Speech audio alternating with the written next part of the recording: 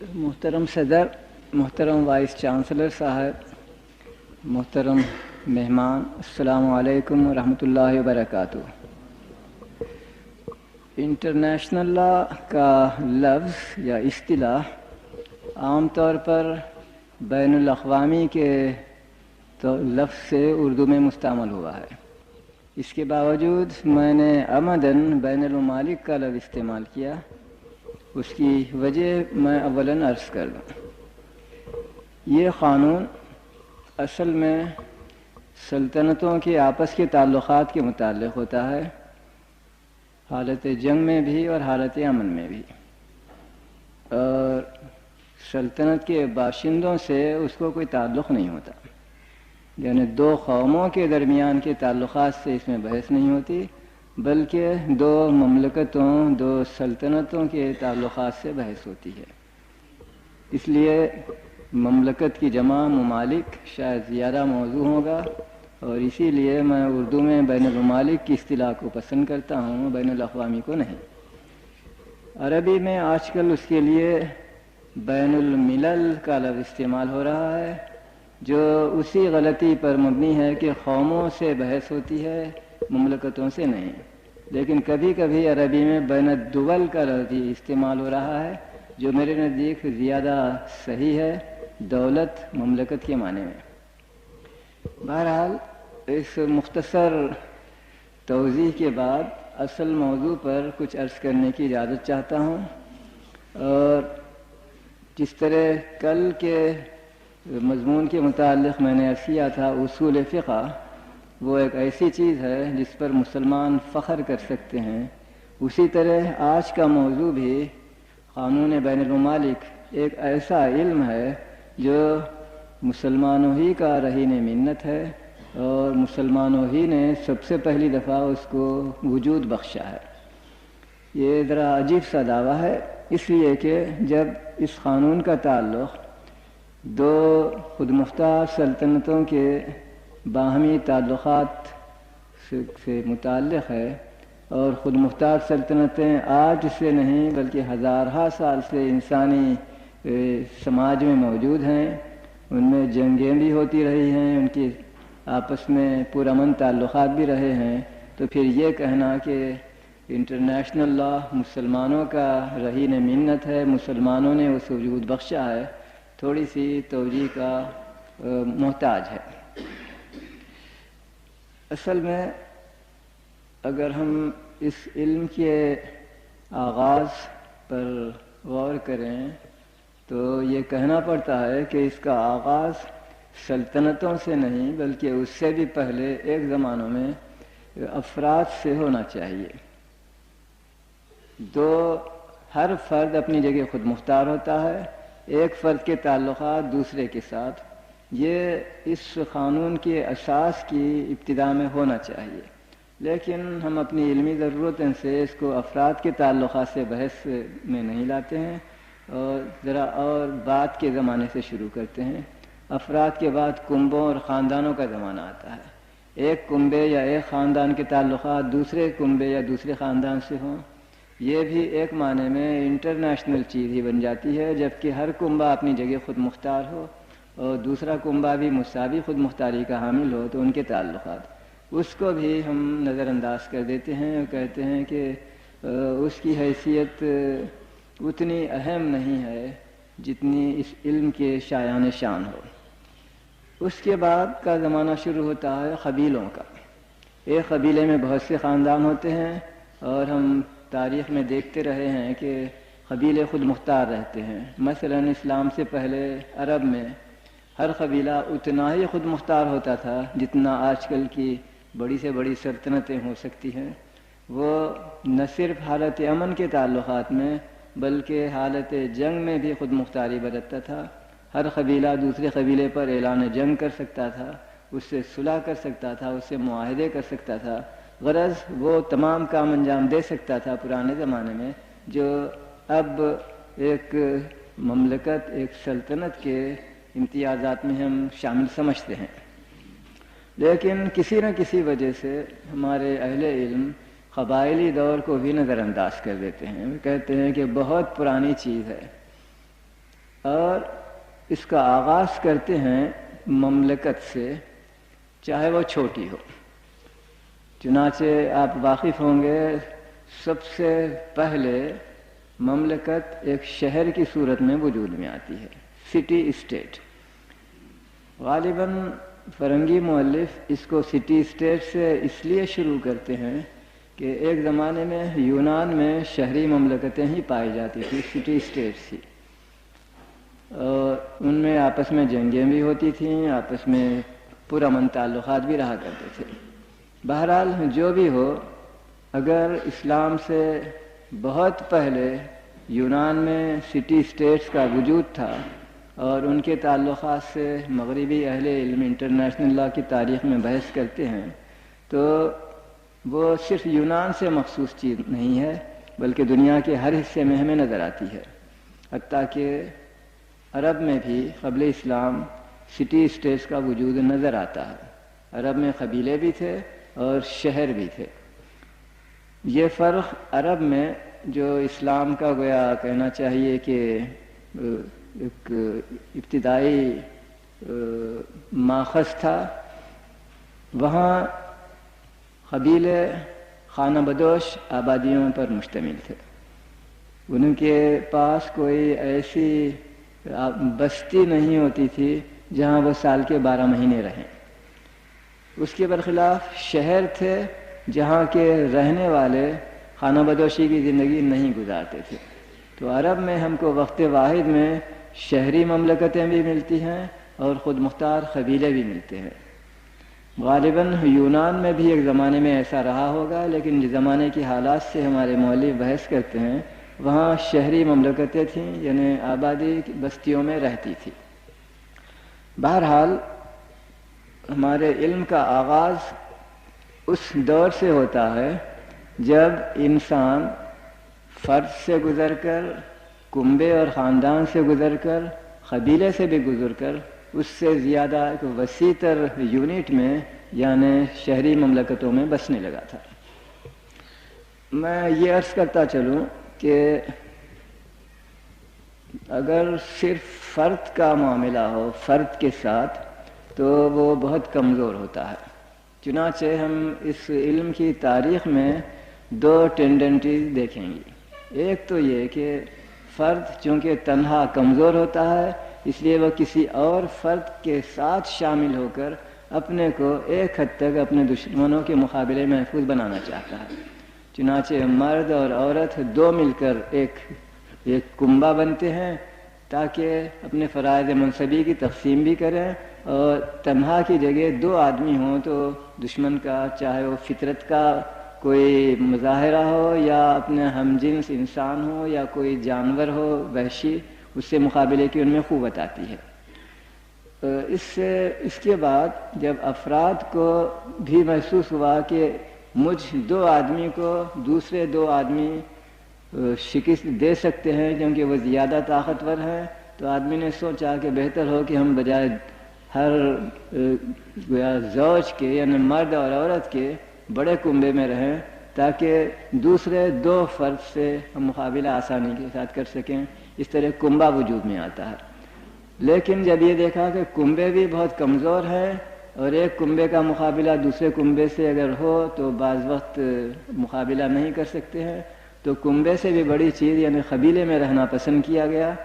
اور یہ ٹینڈنسی کہ ہمیشہ اپنی تعداد کو بڑھایا جائے، یہ ایک پہلو ہے انٹرنیشنل لا کا اور انسانیت کا، اور اسی لیے کنبوں سے گزر کر قبیلوں میں اور قبیلوں سے بھی گزر کر شہری مملکتوں میں انسان بسنے لگا، کیونکہ ایک شہر میں کئی قبیلے رہتے تھے۔ اس کا نتیجہ یہ تھا کہ وہ کسی تنہا قبیلے کے مقابلے میں اپنے آپ کو محفوظ بھی پاتا تھا، اور شہر کے اطراف مثلا فصیل وغیرہ بنا کر وہ اپنی حفاظت کا انتظام کرتا اور زیادہ اطمینان کے ساتھ زندگی گزارتا تھا۔ اس زمانے میں یعنی یونان کی تاریخ میں شہری مملکتوں کے تعلقات میں ہمیں ایک چیز نظر آتی ہے جس کی بنا پر میں اس کو انٹرنیشنل لا قرار دینے کے لیے آمادہ نہیں ہوں۔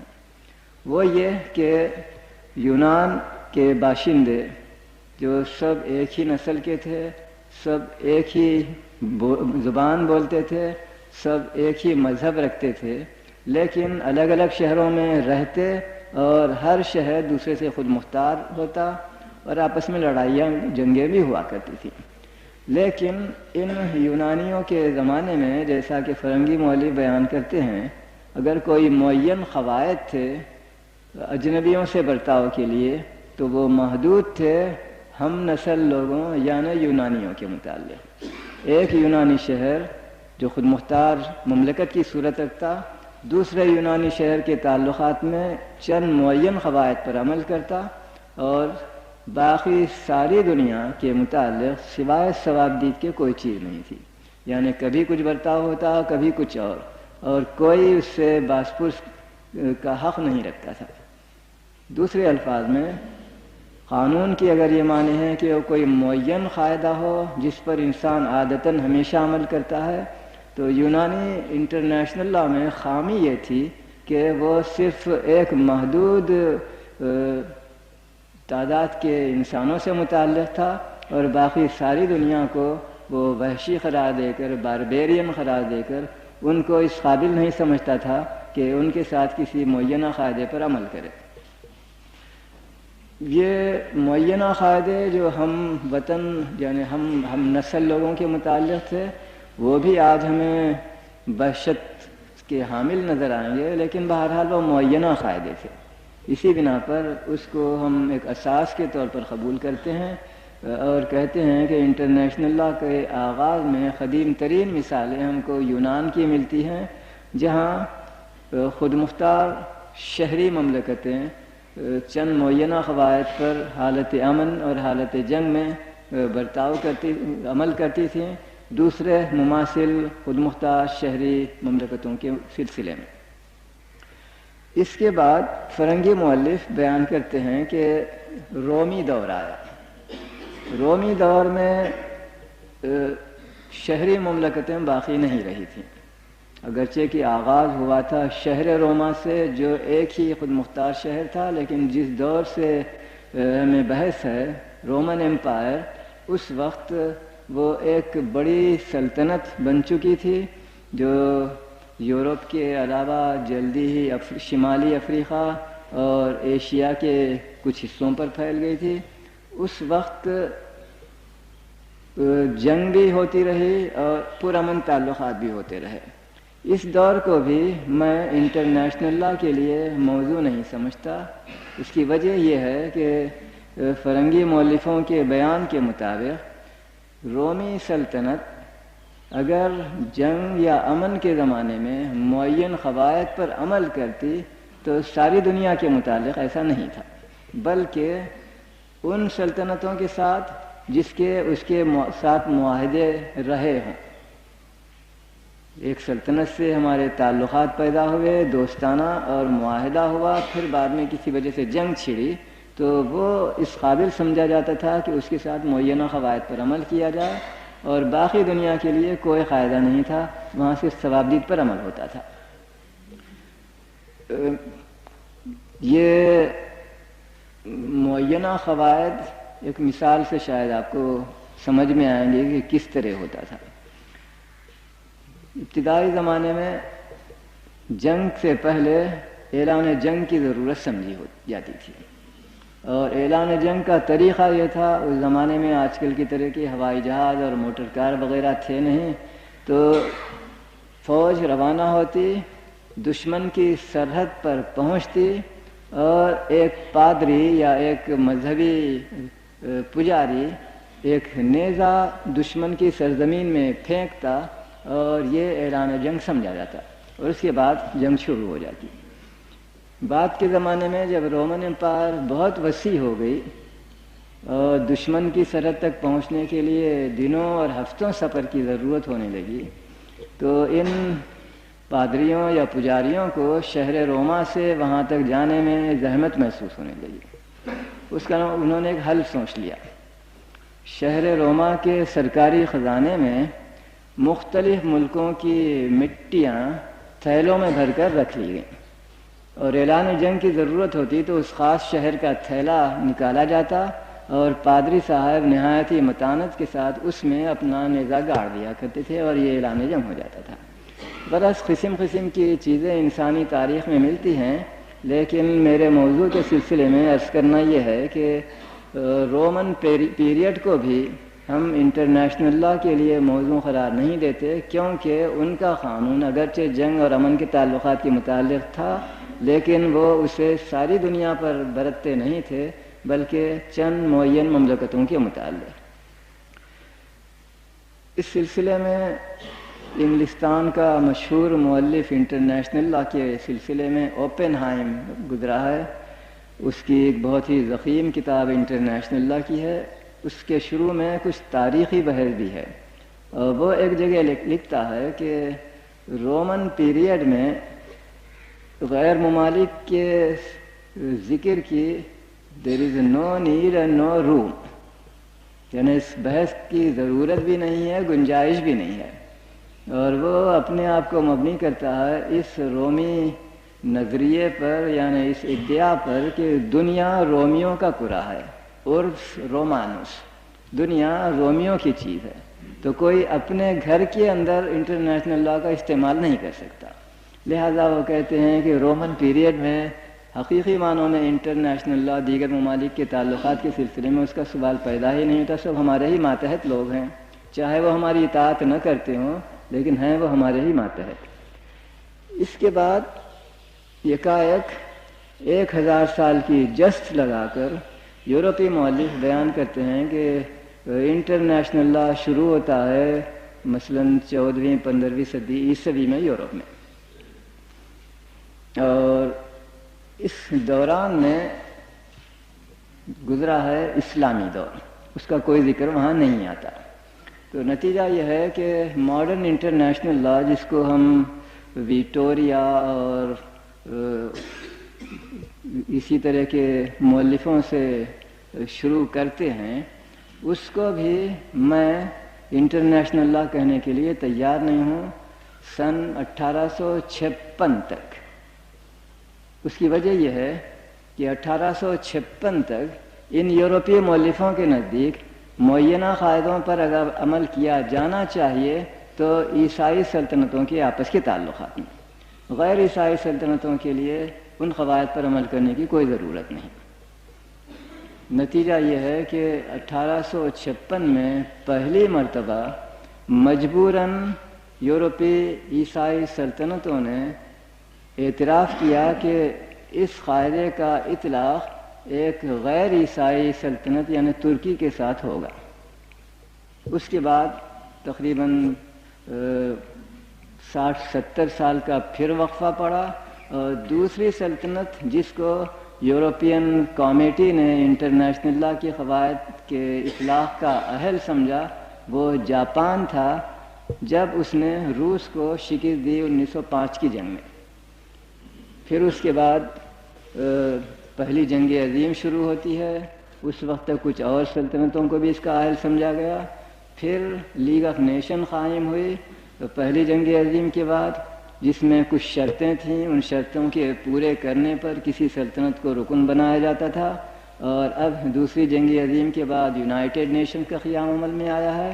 اس میں بھی ہر مملکت کو اپنی ذاتی یا حیثیت میں رکن نہیں بنایا جاتا، جب تک کہ کم سے کم 2 سلطنتیں جو پہلے ہی سے یونائٹڈ نیشن کی ممبر ہیں سفارش نہ کریں اور یہ اطمینان نہ دلائیں کہ یہ واقعی متمدن سلطنتیں ہیں، انٹرنیشنل لا پر عمل بھی کرتی ہیں اور اس کی مستحق ہیں کہ ان کے ساتھ انٹرنیشنل لا پر عمل کیا جائے۔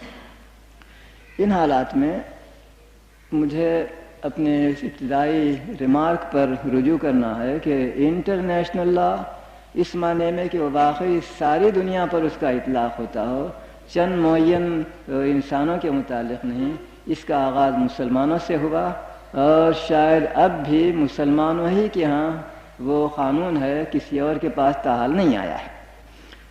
اس معنی میں کہ اس وقت مثلاً یونائٹڈ نیشن کا ممبر بننا، جیسا میں نے بھی آپ سے بیان کیا، ہر سلطنت کے لیے ممکن نہیں ہے جب تک کہ دو اور سلطنتیں اس کی سفارش نہ کریں، دو اور سلطنتیں اس کی ذمہ داری نہ لیں کہ واقعی ایک متمدن سلطنت ہے۔ اس کے برخلاف اسلامی تصور یہ رہا ہے کہ دشمنوں سے تعلقات دنیا کو دو حصوں میں تقسیم کیا، اسلام اور کفر، دارالاسلام اور دارالکفر۔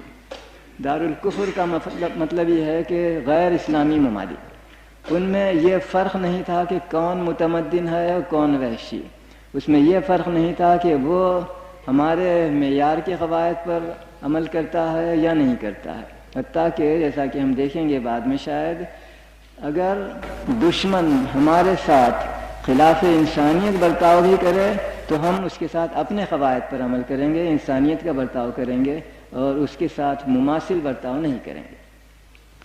ان حالات میں مجھے اس کے کہنے میں کوئی تعامل نہیں کہ انٹرنیشنل لا جو حقیقت میں انٹرنیشنل ہو اور لا بھی ہو اور انٹرنیشنل بھی ہو، یہ مسلمانوں سے شروع ہوتا ہے۔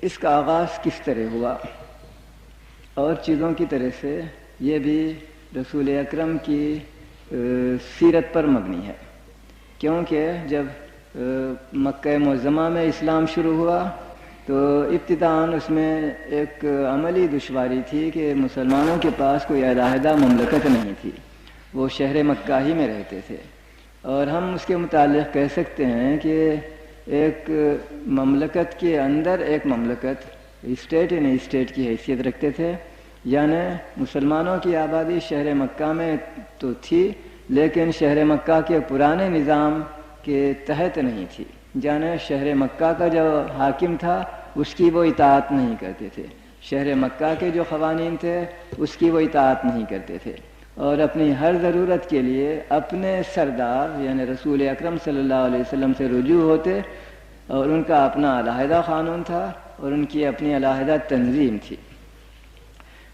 میں یہ بھی کہتا چلوں کہ اسلام کے آغاز پر شہر مکہ ایک واقعی شہری مملکت کی حیثیت رکھتا تھا۔ عرب میں جیسا میں نے ابھی آپ سے عرض کیا کچھ آزاد قبیلے تھے جو خانہ بدوش لوگوں پر مشتمل تھے، لیکن کچھ شہر بھی تھے۔ ایسے شہروں کے حالات پر اب تک کم کام کیا گیا ہے، کچھ طائف کے متعلق، کچھ مکے کے متعلق چیزیں تحریر ہوئی ہیں، لیکن اور بھی شہر تھے، مثلاً شہر مدینہ کے حالات پر قانونی نقطہ نظر سے میری نظر سے کوئی چیز اب تک گزری نہیں، بہت کم چیزیں ملکی اسلام کے پہلے کے متعلق۔ اسی طرح یمن میں شہر تھے، شمالی عرب میں دومت الجندل وغیرہ شہر تھے، اس بحث کو میں چھوڑتا ہوں۔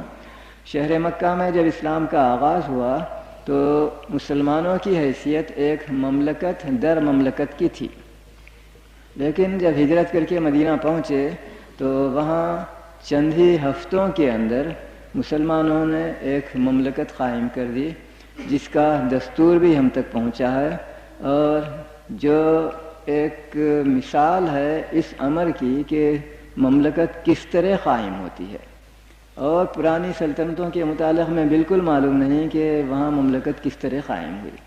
کچھ ذکر کبھی کبھی آ جاتا ہے کہ فلاں شہر کا حکمران فلاں شہر کے بادشاہ نے یوں کیا اور بس، لیکن اس کا آغاز بالکل نہیں معلوم ہوتا۔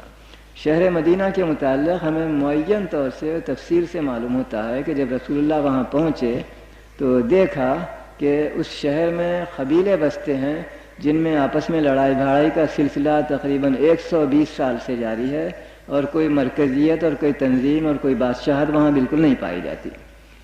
تو حضور کی تجویز پر مقامی باشندوں اور قبیلوں نے قبول کیا کہ زیادہ تر دفاعی اغراض کے لیے اور کچھ عدلی اغراض کے لیے اپنے آپ کو منظم کر لیں اور اپنے آپ کے لیے ایک سردار کو منتخب کریں۔ یہ سوال پیدا ہوگا کہ رسول اکرم کو اس کا سردار کیوں بنایا گیا جبکہ مسلمان وہاں اکثریت میں نہیں تھے، اور وہاں مسلمان بھی تھے، مدنی مسلمان انصار، مکی مسلمان مہاجر بھی، اور ساتھ ہی ساتھ مشرک عرب بھی جو مدینے کے تھے جنہوں نے ابھی تک اسلام قبول نہیں کیا وہ بھی وہاں موجود تھے، یہودی بھی تھے، کچھ عیسائی بھی وہاں پائے جاتے تھے۔ اس تنوع اور باہمی اختلاف کے باوجود ہم دیکھتے ہیں کہ رسول اکرم کو اس کا سردار منتخب کیا گیا، قبول کیا گیا۔ اس کی وجہ یہ نظر آتی ہے کہ شہر مدینہ کے قبیلوں میں آپس میں سخت لڑائی جھگڑے تھے، اس لیے یہ عملاً ناممکن تھا کہ الف قبیلے کے کسی شخص کو سردار بنایا جائے تو دوسرے قبیلوں کے لوگ اسے قبول کریں، بے کو کیا جائے تو الف قبول نہیں کرتا، الف کو لیں تو جیم قبول نہیں کرتا۔ ان حالات میں انہیں مناسب یہ معلوم ہوا کہ کسی اجنبی کو سردار بنا لیں۔ غالباً یہ وجہ تھی جس کے تحت رسول اکرم کو سردار منتخب کر لیا گیا، اور سردار کے اور رعیت کے، حکمران اور رعایا کے حقوق اور فرائض دونوں کافی تفصیل کے ساتھ ایک دستاویز میں لکھے گئے، جسے ہم شہری مملکت مدینہ کا دستور کہہ سکتے ہیں، اور وہ دستور ہم تک پہنچا ہے، اور اس میں اندرونی انتظامات کے متعلق کافی تفصیل سے احکام دیے گئے ہیں، اور مذہبی آزادی کا بھی اس میں تفصیل سے ذکر ہے، اور دفاع کے انتظامات کا بھی ذکر ہے، جنگ وغیرہ کے قانون سازی کے متعلق۔ بہرحال جب یہ مملکت قائم ہو گئی تو بہت جلد مسلمانوں کو جنگوں سے دوچار ہونا پڑا۔ چنانچہ سن 2 ہجری میں مکے والوں کا یعنی شہری مملکت مکہ کا مسلمانوں کی اس شہری مملکت مدینہ سے مقابلہ ہوا میدان جنگ بدر میں۔ انٹرنیشنل لا میں چونکہ عموماً 2 ہی چیزوں سے بحث ہوتی ہے، اجنبیوں کے ساتھ ہمارے تعلقات حالت جنگ میں یا حالت امن میں۔ تو حالت امن کے چند مہینے رسول اکرم کو ملے، اس کے بعد یہ جنگ پیش آئی، تو انٹرنیشنل لا کا دوسرا جز یعنی حالت جنگ کے قواعد، اس کے لیے ہمیں رسول اللہ کے طرز عمل سے نظیریں ملنے لگتی ہیں، یعنی اعلان جنگ کیا جائے یا نہ کیا جائے، یعنی جنگ میں صرف بالغ مردوں کو جو مقابلہ کرتے ہیں ہتھیار اٹھا کر قتل کیا جائے، یا اس کے ہر فرد کو، عورت کو بھی، بچے کو بھی، غلام کو بھی، بیمار کو بھی قتل کر سکتے ہیں یا نہیں قتل کر سکتے ہیں، صرف میدان جنگ میں قتل کیا جائے یا میدان جنگ کے باہر بھی اسے قتل کیا جا سکتا ہے۔ اسی طرح مثلا اگر دشمن کے آدمیوں کو ہم گرفتار کر لیں جنگ میں، تو ان جنگی قیدیوں سے کیا برتاؤ کیا جائے؟ کیا انہیں قتل کیا جائے؟ کیا انہیں مفت رہا کیا جائے؟ کیا انہیں فدیہ لے کر رہا کیا جائے؟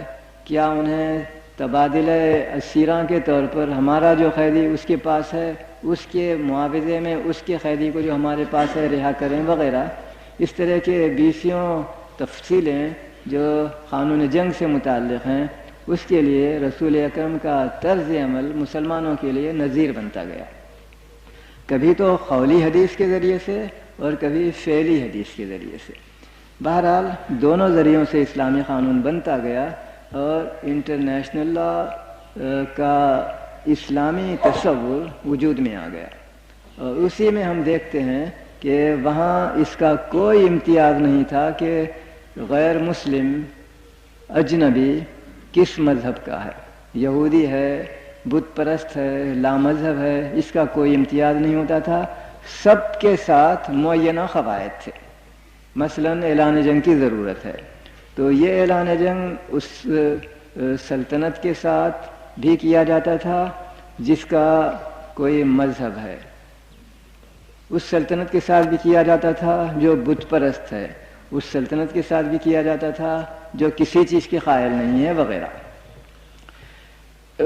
ان تفصیلوں میں اس وقت جا نہیں سکتا تاکہ آپ کو بتاؤں کہ کس کس چیز کے متعلق کیا کیا احکام دیے جاتے تھے، بلکہ میں آگے بڑھتا ہوں اور یہ عرض کرنا چاہتا ہوں کہ رسول اکرم صلی اللہ علیہ وسلم کی 10 سالہ مدنی زندگی اسلامی انٹرنیشنل لا کے اکثر قواعد کو معین اور مدون کرنے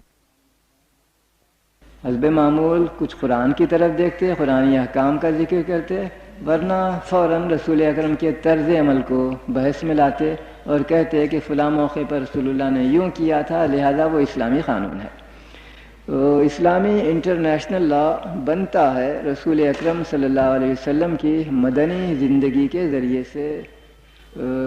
کہنا چاہیے کہ تقریباً کامل کا کامل مدنی زندگی سے متعلق ہے. مکی زندگی کے طرف ہم کم ہی رجوع کر سکتے ہیں کیونکہ وہ مملکت در مملکت کی حیثیت رکھتی ہے. اولاً اس زمانے میں جنگ بھی نہیں ہوئی، چاہے مسلمانوں کو اذیت دہی کے سلسلے میں قتل کیا جاتا رہا ہو لیکن جنگ نہیں ہوتی تھی. اسی طرح بعض مسلمانوں نے مشرک اہل مکہ کو قتل بھی کیا لیکن انفرادی طور پر کوئی جنگ کے ذریعے سے نہیں ہوا. اس کے بعد مسلمانوں میں فقہ کی ترقی ہوئی جس کا کل میں نے آپ سے ذکر کیا تھا پرسوں شاید. رفتہ رفتہ جب مسلمان علماء فقہ پر کتابیں لکھنے لگے تو ان کا تصور مغربی تصور کے مقابلے میں بہت وسیع رہا. یعنی کسی بھی مغربی قانونی کتاب کو، مجموعہ قوانین کو اٹھا کر آپ دیکھیں، ان میں عبادات کا کوئی ذکر نہیں ہوتا. ان میں ذکر ہوتا ہے معاملات کا، ان میں ذکر ہوتا ہے قانون تعزیرات کا، اس میں ذکر ہوتا ہے وراثت وغیرہ کا. مسلمانوں نے اپنے قانون کو زیادہ جامع بنانے کے لیے پہلے ہی دن سے اس کو دین اور دنیا دونوں کا حامل بنایا اور اس میں نماز، روزہ، حج، زکوٰۃ جیسی عبادتوں کا بھی ذکر کیا اور اس میں تجارتی معاملات کا بھی ذکر کیا اور اس میں سزاؤں اور قانون تعزیرات کا بھی ذکر کیا، وراثت کا بھی ذکر کیا اور میری آج کی ضرورتوں کے لیے عرض کرنا ہے اس میں انٹرنیشنل لا کا بھی ذکر کیا. ایک معنی میں ہم کہہ سکتے ہیں کہ مسلمان فقہا کا تصور یہ رہا کہ انٹرنیشنل لا کوئی انٹرنیشنل چیز نہیں ہے بلکہ ہماری ہی چیز ہے. ہماری چیز اس معنی میں کہ جس قاعدے پر میں عمل کروں اجنبی ممالک سے تعلقات میں، حالت جنگ ہو یا حالت امن، وہ ہے میرا انٹرنیشنل لا. یہ نہیں کہ اس کو اوروں کے مشورے سے، اوروں کی رضامندی سے مدون کیا جائے اور اس پر عمل کیا جائے، یہ ان کا تصور نہیں تھا. بلکہ اسلامی انٹرنیشنل لا اسلامی انٹرنل لا کا ایک جز تھا. اس لیے یہ ناگزیر بات تھی کہ مسلمان فقہا جب مجموعہ قوانین مدون کرنے لگے تو وہ اس میں عبادات کے ساتھ ساتھ، معاملات کے ساتھ ساتھ، زواجر اور وراثت وغیرہ کے ساتھ ساتھ انٹرنیشنل لا کا بھی ذکر کرنے لگے اور اس کو بظاہر انہوں نے سیر کا نام دیا. میں بظاہر کا لفظ اس لیے استعمال کر رہا ہوں کہ اس وقت ہمارے پاس اس حالیہ زمانے تک پہنچی ہوئی جو قدیم ترین فقہ کی کتاب ہے وہ امام زید ابن علی کی کتاب المجموع فی الفقہ ہے. زید جو زیدیہ فرقہ ہے اس کے بانی ہیں اور یہ امام حسین کے پوتے ہیں. امام زین العابدین کے بیٹے زید ابن علی ابن حسین بہت بڑے عالم تھے. میں نے ان کی طرف ایک گزشتہ لیکچر میں اشارتاً ذکر بھی کیا ہے اور انہوں نے المجموع فی الفقہ کے نام سے جو کتاب لکھی ہے، جو فقہ کی ایک کتاب ہے، اس میں انٹرنیشنل لا کا باب کتاب السیر کے نام سے دیا ہے. سیر جمع ہے لفظ سیرت کی اور سیرت کے معنی جو مشہور حنفی امام سرخسی نے اپنی کتاب المبسوط میں لکھا ہے، اس سے مراد حکمران کا وہ طرز عمل ہوتا ہے جو اجنبیوں سے حالت جنگ اور حالت عمل میں ملحوظ رہتا ہے. اور اس میں وہ اضافہ کرتے ہیں کہ غیر مملکت کے لوگ ہی نہیں، ہماری مملکت کے اندر کے باشندوں میں سے بھی کم از کم دو کے متعلق اس کا اطلاق ہوگا. ایک تو مرتدوں کے متعلق اور دوسرے باغیوں کے متعلق. تو اسلامی تصور انٹرنیشنل لا کے متعلق ذرا زیادہ وسیع ہے اس تصور کے مقابلے میں جو آج کل مغرب میں پایا جاتا ہے. بہرحال امام زید ابن علی نے پہلی مرتبہ سیر کی اصطلاح اس کے متعلق استعمال کی اور اس وقت سے لے کر آج تک کہنا چاہیے عملاً کبھی اس سے اختلاف نہیں کیا گیا، اور ہر مؤلف حنفی، شافعی، مالکی، شیعی وغیرہ وغیرہ سبھی یہی لفظ استعمال کرتے رہے، اور سیر کے معنی اب ہیں ہمارے لیے انٹرنیشنل لا۔ ایک واحد استثناء اور نامکمل استثناء میں کہوں گا، وہ اس فرقے سے متعلق ہے جسے ہم لوگ خوارج کا نام دیتے ہیں، مگر یہ ایک طعن آمیز کلمہ ہے جسے وہ لوگ ناپسند کرتے ہیں۔ جس طرح اور فرقوں کے متعلق بھی دوسرے فرقے والے نامناسب اصطلاحیں استعمال کرتے ہیں، اسی طرح سنیوں میں اس فرقے کے لوگوں کو خوارج کہا جاتا ہے، اور وہ لوگ اپنے آپ کو دوسرے نام دیتے ہیں، کبھی تو اباضی کہتے ہیں، کبھی نصری کہتے ہیں وغیرہ۔ خیر اس سے مجھے اس سے بحث نہیں۔ اس مذہب کی فقہ کی کتاب میں جو بڑی دشواری کے بعد میں نے حاصل کی، اس کو بجائے کتاب السیر کے کتاب الدماء یعنی خونوں کا قانون، کیونکہ خون ریزی سے جنگ سے بحث ہوتی ہے تو کتاب الدماء کا لفظ وہ استعمال کرتے ہیں۔ میں نے اس کی مزید تحقیق کی، تاریخ تو معلوم ہوا کہ جو کتاب میرے پاس ہے وہ ایک ہم عصر مؤلف کی کتاب ہے جس کا حال میں انتقال ہوا۔ اس نے اپنے کتاب کے معلومات خاص کر اس کتاب الدماء یعنی انٹرنیشنل لا کے متعلق ایک 5ویں صدی ہجری کے قدیم تر مؤلف کی کتاب سے اخذ کر کے لکھا ہے، اور وہ پرانا مؤلف اس کو سیر الدماء کا نام دیتا ہے۔ وہی سیر کا لفظ جو ہم استعمال کرتے ہیں اور اس کو وہ ملاتا ہے دماء یعنی خون کے ساتھ، سیر الدماء یعنی خونوں کے متعلق طرز عمل، تو وہ بھی سیر ہی کا لفظ استعمال کرتے ہیں، لیکن کسی وجہ سے حالیہ مؤلفوں نے سیر کے لفظ کو ذرا بوجھل پایا، اسے حذف کر دیا، صرف کتاب الدماء رکھ دیا ہے۔ یہ قدیم ترین کتاب ہے جو انٹرنیشنل لا کے متعلق ہمیں ملتی ہے۔ قدیم ترین کتاب اس معنی میں کہ وہ قدیم ترین کتاب جس میں انٹرنیشنل لا کا ذکر ہے وہ امام زید بن علی کی ہے۔ ان کی وفات سن 120 ہجری میں ہوئی، اور ایک معنی میں وہ امام ابو حنیفہ کے استاد سمجھے جا سکتے ہیں۔ انہوں نے اموی سلطنت کے خلاف سر اٹھایا، بغاوت کی جائز وجوہ سے، لیکن ان کے ساتھی ان کا اچھی طرح سے ساتھ دینے کے قابل نہ تھے، ڈیزرٹ کرتے رہے، بالآخر وہ گرفتار ہوئے، انہیں قتل کر دیا گیا سن 120 ہجری میں۔ امام ابو حنیفہ کی وفات ہوئی ہے سن 150 ہجری میں۔ یہ کہنا ممکن نہیں ہے کہ کس تاریخ کو، لیکن غالباً ان دونوں تاریخوں کے مابین سن 120 ہجری اور 150 ہجری کے مابین کسی تاریخ کو انہوں نے ایک مستقل کتاب لکھی جس کا نام تھا کتاب السیر۔ اس کی تاریخ دلچسپ ہے۔ امام ابو حنیفہ وہ فقیہ ہیں جنہوں نے فتویٰ دیا کہ اگر ساری تدبیریں، کوششیں ناکام ہو جائیں تو اسلامی سلطنت کے مسلمان حکمران کے خلاف بھی تلوار لے کر مقابلہ بغاوت کی جا سکتی ہے۔ دوسرے فقہا اس طرح کا فتویٰ دینے سے جھجکتے رہے، بلکہ امام ابو حنیفہ نے جب فتویٰ بھی دیا تو اس کی تردید کے لیے انہوں نے کتابیں لکھی۔ بہرحال امام ابو حنیفہ اپنے آپ کو مبنی کرتے ہیں اس حدیث پر، من رآ منکم منکرا فلیغیرہ بیدہ فإن لم یستطع فبلسانہ فإن لم یستطع فبقلبہ وذلک اضعف الایمان۔ اگر کوئی مسلمان کسی برائی کو دیکھے تو چاہیے کہ اسے بزور بدل دے، اصلاح کرے۔ اگر بزور بدلنے کا اس کے لیے امکان نہ ہو تو کم از کم زبان سے اس کے بدلنے کی کوشش کرے، سمجھائے، گالی گلوچ ہی بھی دے۔ اگر اس سے بھی کام نہیں چل سکتا، اس کا بھی امکان نہیں ہے، زبان کھولے تو اس کی جان جاتی ہے، تو کم از کم دل ہی میں اس کو برا سمجھے۔ اگر کوئی شخص برائی کو دیکھ کر دل میں بھی اس کو برا نہیں سمجھتا ہے تو وہ اچھا مسلمان نہیں۔ کم از کم دل میں برا سمجھنا یہ اضعف الایمان ہے، ضعیف ترین ایمان ہے جسے ایمان کہا جا سکتا ہے۔ یہ امام ابو حنیفہ کا استدلال تھا۔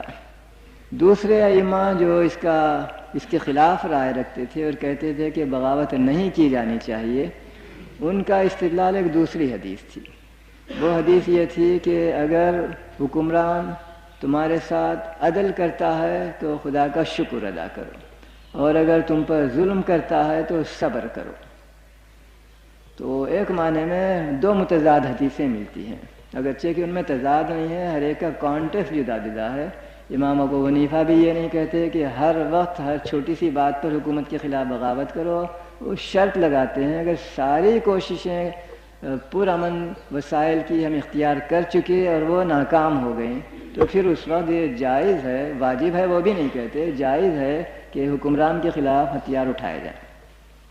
بہرحال جس موضوع سے میں بحث کر رہا ہوں یعنی انٹرنیشنل لاء کی تاریخ، اس میں اس کتاب کی اہمیت یہ ہے، جب ابو حنیفہ رضی اللہ عنہ نے وہ کتاب لکھ ڈالی تو فوراً ایک معاصر فقیہ، بہت بڑے فقیہ امام اوزاعی نے اس کی تردید میں ایک رسالہ لکھا۔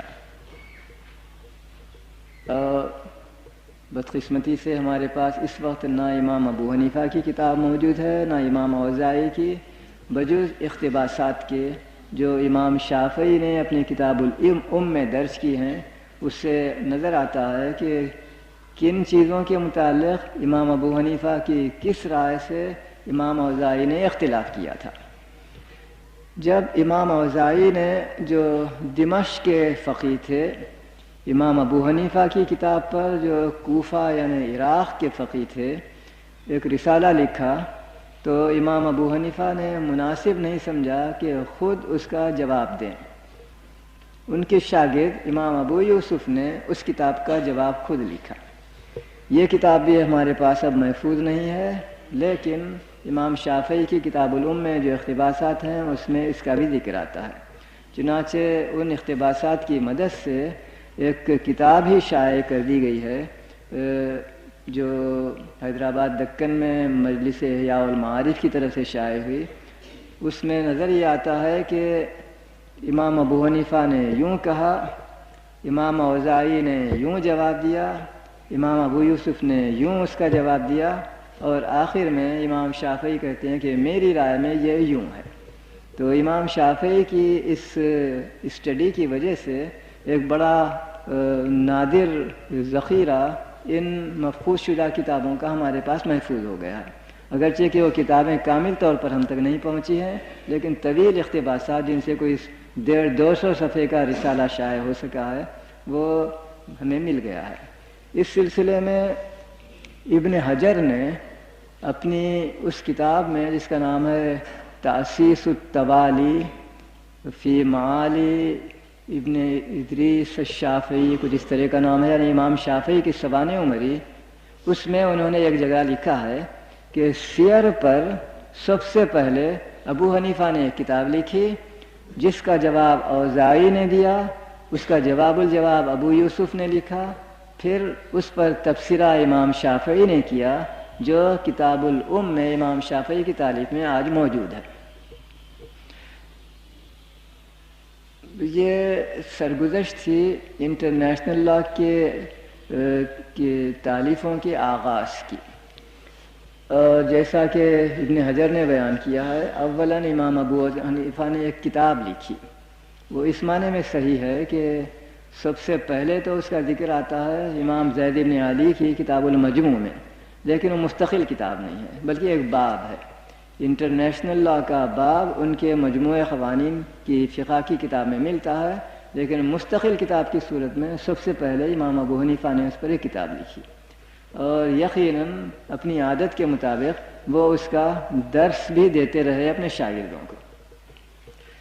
امام ابو حنیفہ کے درس کا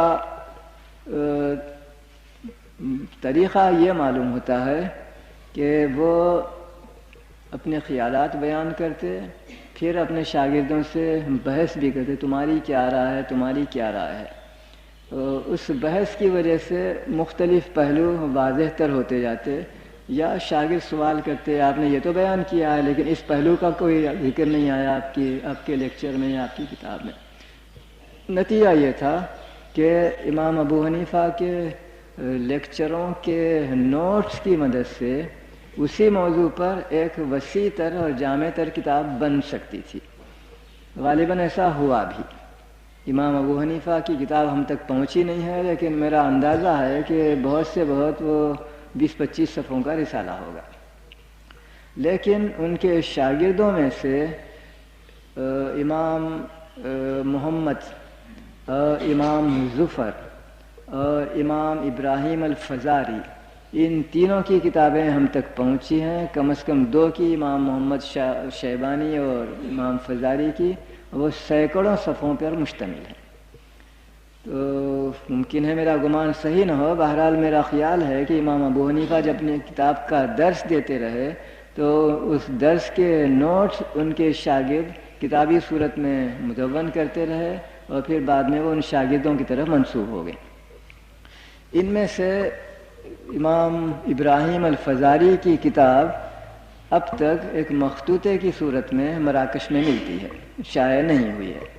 میں نے ایک مرتبہ اس کو پڑھنے کی کوشش کی، لیکن کوفی خط میں ہے، بڑی مشکل سے چند صفحے پڑھے، پھر اس کے بعد ڈال دیا۔ اب تک میرے پاس اس کے فوٹو رکھے ہوئے ہیں، اس کی اشاعت کی کوئی نوبت نہیں آئی۔ لیکن جہاں تک امام محمد شیبانی کا تعلق ہے، امام ابو حنیفہ کے شاگردوں میں سے ایک، انہوں نے 2 کتابیں لکھی اور کہتے ہیں اس کے لکھنے کی وجہ امام اوزاعی کا ایک طعن تھا۔ یعنی امام محمد شیبانی نے اولاً سیر الصغیر کے نام سے ایک کتاب لکھی، تو انہوں نے ناک بہوں چڑھا کر کہا یہ عراق والوں کو اس موضوع پر لکھنے کی جرأت کیسے ہو سکتی، انہیں تو کچھ بھی علم نہیں ان چیزوں کا، کیونکہ اس میں کچھ زیادہ حوالے نہیں تھے، کچھ زیادہ حدیثوں کا ذکر نہیں تھا۔ تو کہتے ہیں کہ امام محمد شیبانی نے کتاب السیر الکبیر کے نام سے ایک جامع تر کتاب لکھی اور اس کا ایک ڈیلکس ایڈیشن تیار کیا، جو اتنا بڑا تھا کہ خلیفہ ہارون رشید کو اس کا تحفہ دینے کے لیے جب لے جانا پڑا تو ایک گاڑی میں ڈال کر لے جانا پڑا۔ بہرحال کتاب السیر الکبیر ہمارے پاس اب پہنچی ہے اپنی ایک شرح کی صورت میں۔ اس کو شرح سے الگ کر کے ہم دوبارہ لکھ بھی سکتے ہیں، لیکن شرح بھی بہت اچھی ہے۔ امام سرخسی نے جو 5ویں صدی ہجری کے مشہور حنفی فقیہ گزرے ہیں، انہوں نے اس کتاب کی شرح لکھی ہے۔ شاید ایک چیز آپ طالب علموں اور آپ اساتذہ کو میں یاد دلاؤں جو بڑی عبرت انگیز چیز ہے۔ اس کتاب کی تالیف یعنی شرح السیر الکبیر مؤلف سرخسی کی تالیف کے متعلق، سرخسی ایک بہت ہی ذہین اور انڈیپینڈنٹ رائے رکھنے والے فقیہ تھے۔ ہمارے پرانے استاد مرحوم مناظر حسن گیلانی کا استنباط تھا، واقعے سے سب واقف ہیں کہ ان کو قید کر دیا گیا تھا۔ کیوں قید کیا گیا تھا اس کی کہیں بھی تفصیل نہیں ملتی۔ ہمارے استاد مولانا مناظر حسن گیلانی مرحوم کا خیال تھا غالباً امام سرخسی کے ایک فتوے کی بنا پر ان کو یہ سزا دی گئی۔ وہ فتویٰ کیا تھا؟ ان کے زمانے میں جو خراخانی حکمران تھے انہوں نے بہت سے ظالمانہ ٹیکس لگا دیے تھے۔ حکومت کی آمدنی حکمران کی فضول خرچی کے لیے کافی نہیں ہوتی تھی، تو روز بروز نئے نئے ٹیکس لگائے جاتے تھے۔ تو امام سرخسی نے فتویٰ دیا کہ ظالمانہ ٹیکس ادا کرنے کی کوئی ضرورت نہیں۔ ظاہر ہے کون سا حکمران ہے جو اس گستاخی کو معاف کر سکتا ہے، لیکن وہ بہت بڑے فقیہ تھے، یہ بھی ضرورت نہیں ہوئی کہ انہیں سزائے موت دی جائے۔ تو کیا ہے کہ ان کو ایک کنویں میں قید کر دیا گیا، غالباً اندھا کنواں ہوگا جس کے اندر پانی نہ ہو، ایک گڑھا سا، اس کے اندر ان کو ڈال دیا گیا اور وہاں تقریباً وہ 14 سال مقیم رہے۔ اس 14 سال کے دوران میں مجھے یہ تو معلوم نہیں کہ حکمران کی اجازت سے، لیکن بہرحال محترم جیلر صاحب نے یہ اجازت دی کہ ان کے شاگرد کنویں کے منڈیر پر آ کر بیٹھیں، استاد سے کچھ پوچھیں، استاد جواب دے تو اس کو نوٹ کر لیں۔ تو جیلر صاحب کی اس علم دوستی کا میں بھی ممنون ہوں، یقیناً آپ بھی ممنون ہوں گے۔ یہ سلسلہ سالہ سال تک جاری رہا، جیسا میں نے کہا کہ 14 سال وہ قید میں رہے۔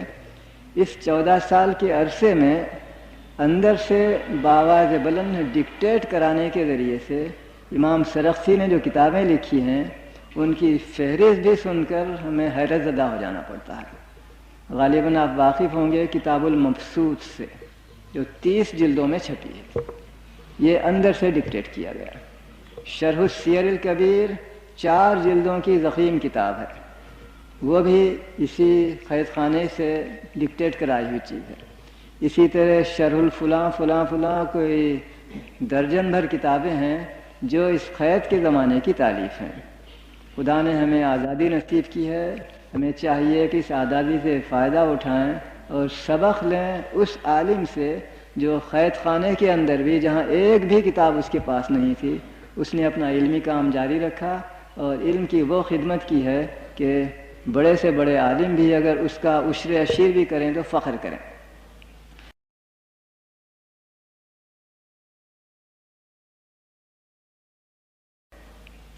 بہرحال ان تالیفوں میں سے ایک شرح السیر الکبیر ہے۔ شاید ایک چھوٹے سے پہلو پر میں روشنی ڈالوں۔ بارہا مجھ سے دوستوں نے بھی اور میرے ترک شاگردوں نے بھی پوچھا کہ شرح مبسوط کی 30 جلدیں یا شرح السیر الکبیر جیسی ضخیم کتاب 4 جلدوں والی، اسے کوئی شخص بغیر مواد سامنے موجود ہونے کے کیسے ڈکٹیٹ کرا سکتا ہے؟ یعنی مؤلفین اور مورخین کی صراحت تھی کہ امام سرخسی کے پاس اس کنویں کے اندر، اس قید خانے میں کوئی کتاب نہیں تھی، اور جا بجا وہ کتاب المبسوط میں لکھتے ہیں اس مقام پر جہاں مجھے کتابیں تک میسر نہیں ہیں وغیرہ کے الفاظ۔ تو سوال یہ پیدا ہوتا پھر انہوں نے کتابیں ڈکٹیٹ کرائیں کیسے؟ میری گزارش یہ ہے کہ استاد کے پاس کتابیں نہیں ہیں، لیکن شاگردوں کے لیے کوئی ممانعت نہیں تھی کہ وہ کوئی کتاب لائیں اور پڑھیں اور استاد اس کی شرح کرے۔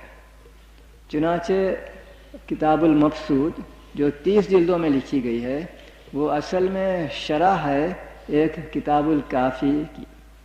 کتاب الکافی شاگرد لاتے تھے، ضخیم کتاب ہے، تقریباً 700-800 صفحے کا اس کا مخطوطہ میں نے استنبول میں دیکھا ہے۔ اسے غالباً شاگرد پڑھتے تھے اور شاگردوں کی آواز وہ کنویں کے اندر سے سن سکتے تھے اور اندر سے جملہ جملہ اس کی شرح کرتے جاتے تھے جسے شاگرد نوٹ کرتے تھے۔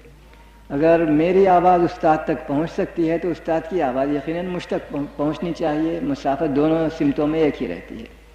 غرض شرح السیر الکبیر اس طرح تالیف ہوئی اور وہ میری دانش میں آج دنیا میں اس موضوع کی قدیم ترین کتاب ہے۔ کتاب اگرچہ کہ باپ کو دیکھیں تو کتاب امام زید بن علی کی کتاب المجموع میں ملتا ہے، لیکن کتابی صورت میں اگر قدیم ترین کتاب ملتی ہے تو وہ یہی کتاب ہے، بجوز اس کے کہ ہم ابراہیم الفزاری کے رسالے کو کتاب قرار دیں، لیکن ابھی تک چھپی نہیں ہے۔ بہرحال جب یہ کتاب شائع ہوئی اب سے تقریباً 70-80 سال پہلے حیدرآباد دکن میں، تو اس کا بدقسمتی سے اب تک کوئی نیا ایڈیشن نہیں نکلا۔ مصر میں اس کے نئے ایڈیشن کی کوشش شروع ہوئی، لیکن آدھے سے بھی کم حصہ اب تک شائع ہوا ہے 4 جلدوں میں، اور باقی اب تک دوبارہ شائع نہیں ہو سکا۔ اس کتاب کی اہمیت کو دیکھ کر یونیسکو نے یہ فیصلہ کیا کہ اس کا فرانسیسی زبان میں ترجمہ کیا جائے، اور میرے سپرد بھی کیا گیا، میں نے اسے مکمل بھی کر دیا، لیکن اب تک اس کی اشاعت کی نوبت نہیں آ سکی۔ بہرحال اس ترجمے کے سلسلے میں میرے سامنے حیدرآباد دکن کا دائرۃ المعارف کا ایڈیشن بھی رہا اور صلاح الدین منجد کا شروع کردہ نیا ایڈیشن بھی میرے سامنے رہا، اور میں نے دیکھا کہ دونوں بھی ناکافی ہیں۔ مجھے خوش قسمتی سے استنبول جانے کا سالہ سال تک موقع ملتا رہا، اور وہاں 3 مہینے رہ کر میں استنبول کے کتب خانوں سے استفادہ کا موقع پاتا رہا۔ چنانچہ اس کتاب کے ترجمے میں جہاں کہیں مجھے کوئی دشواری نظر آتی میں ان مخطوطوں کی طرف رجوع کرتا جو استنبول میں ہیں. ایک مخطوطہ مجھے بیروت میں بھی ملا، ایک مخطوطہ پیرس میں بھی ملا جو سب سے قدیم نسخہ ہے. اور بارہا ان مخطوطوں کی مدد سے میں ان مقامات کو جن کا کوئی مطلب سمجھ میں نہیں آتا تھا صحیح لفظ معلوم کر سکا، اور اس طرح یہ ترجمہ مکمل ہوا. انٹرنیشنل لا کی تاریخ میں جیسا میں نے آپ سے عرض کیا کہ یہ کتاب جو امام محمد شیبانی نے لکھی بڑی اہمیت رکھتی ہے، اور ان کے ہم عصر لوگوں میں ابراہیم الفزاری جو وہ بھی امام ابو حنیفہ کے شاگرد تھے، امام ظفر انہوں نے بھی کتابیں لکھی. یہی نہیں بلکہ بعض اور نہایت ممتاز اور مشہور فقہا نے بھی اسی موضوع پر کام کیا. چنانچہ امام مالک نے بھی یہ کتاب لکھی کتاب السیر کے نام سے. بدقسمتی سے وہ بھی اب ناپید ہے. ان کی کتاب الموطا میں ایک باب ضرور ہے کتاب السیر، مشکل سے آدھے صفحے کا. ظاہر ہے کہ ہماری ضرورتوں کے لیے زیادہ کارآمد نہیں. اسی طرح ان کے ایک اور معاصر مشہور مورخ الواقدی، انہوں نے بھی کتاب السیر کے نام سے ایک کتاب لکھی.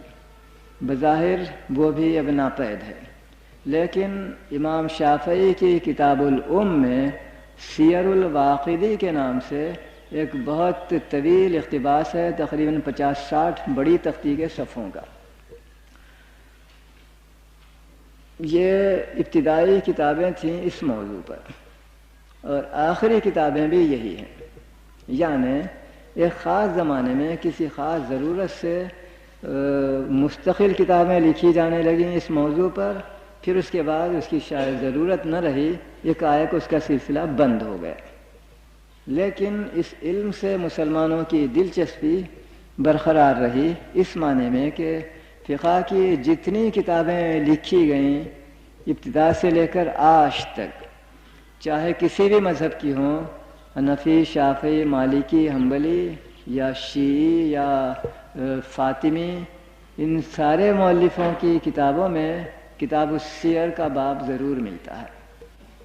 مجھے کچھ مقابلہ کرنے کا موقع ملا تاکہ یہ معلوم کروں کہ شیعہ، سنی، خارجی، فاطمی وغیرہ مؤلفوں کے خیالات میں اس موضوع کے متعلق کوئی فرق ہے یا نہیں. حیرت ہے کہ ان میں کوئی فرق نہیں پایا جاتا. ہم عقائد کی بنا پر ضرور جھگڑیں گے سنی شیعوں سے اور شیعہ سنیوں سے اور خارجیوں سے، لیکن ان کی فقہ میں کوئی ایسا امتیاز نظر نہیں آتا کہ یہ شیعہ قانون ہے یہ سنی قانون ہے.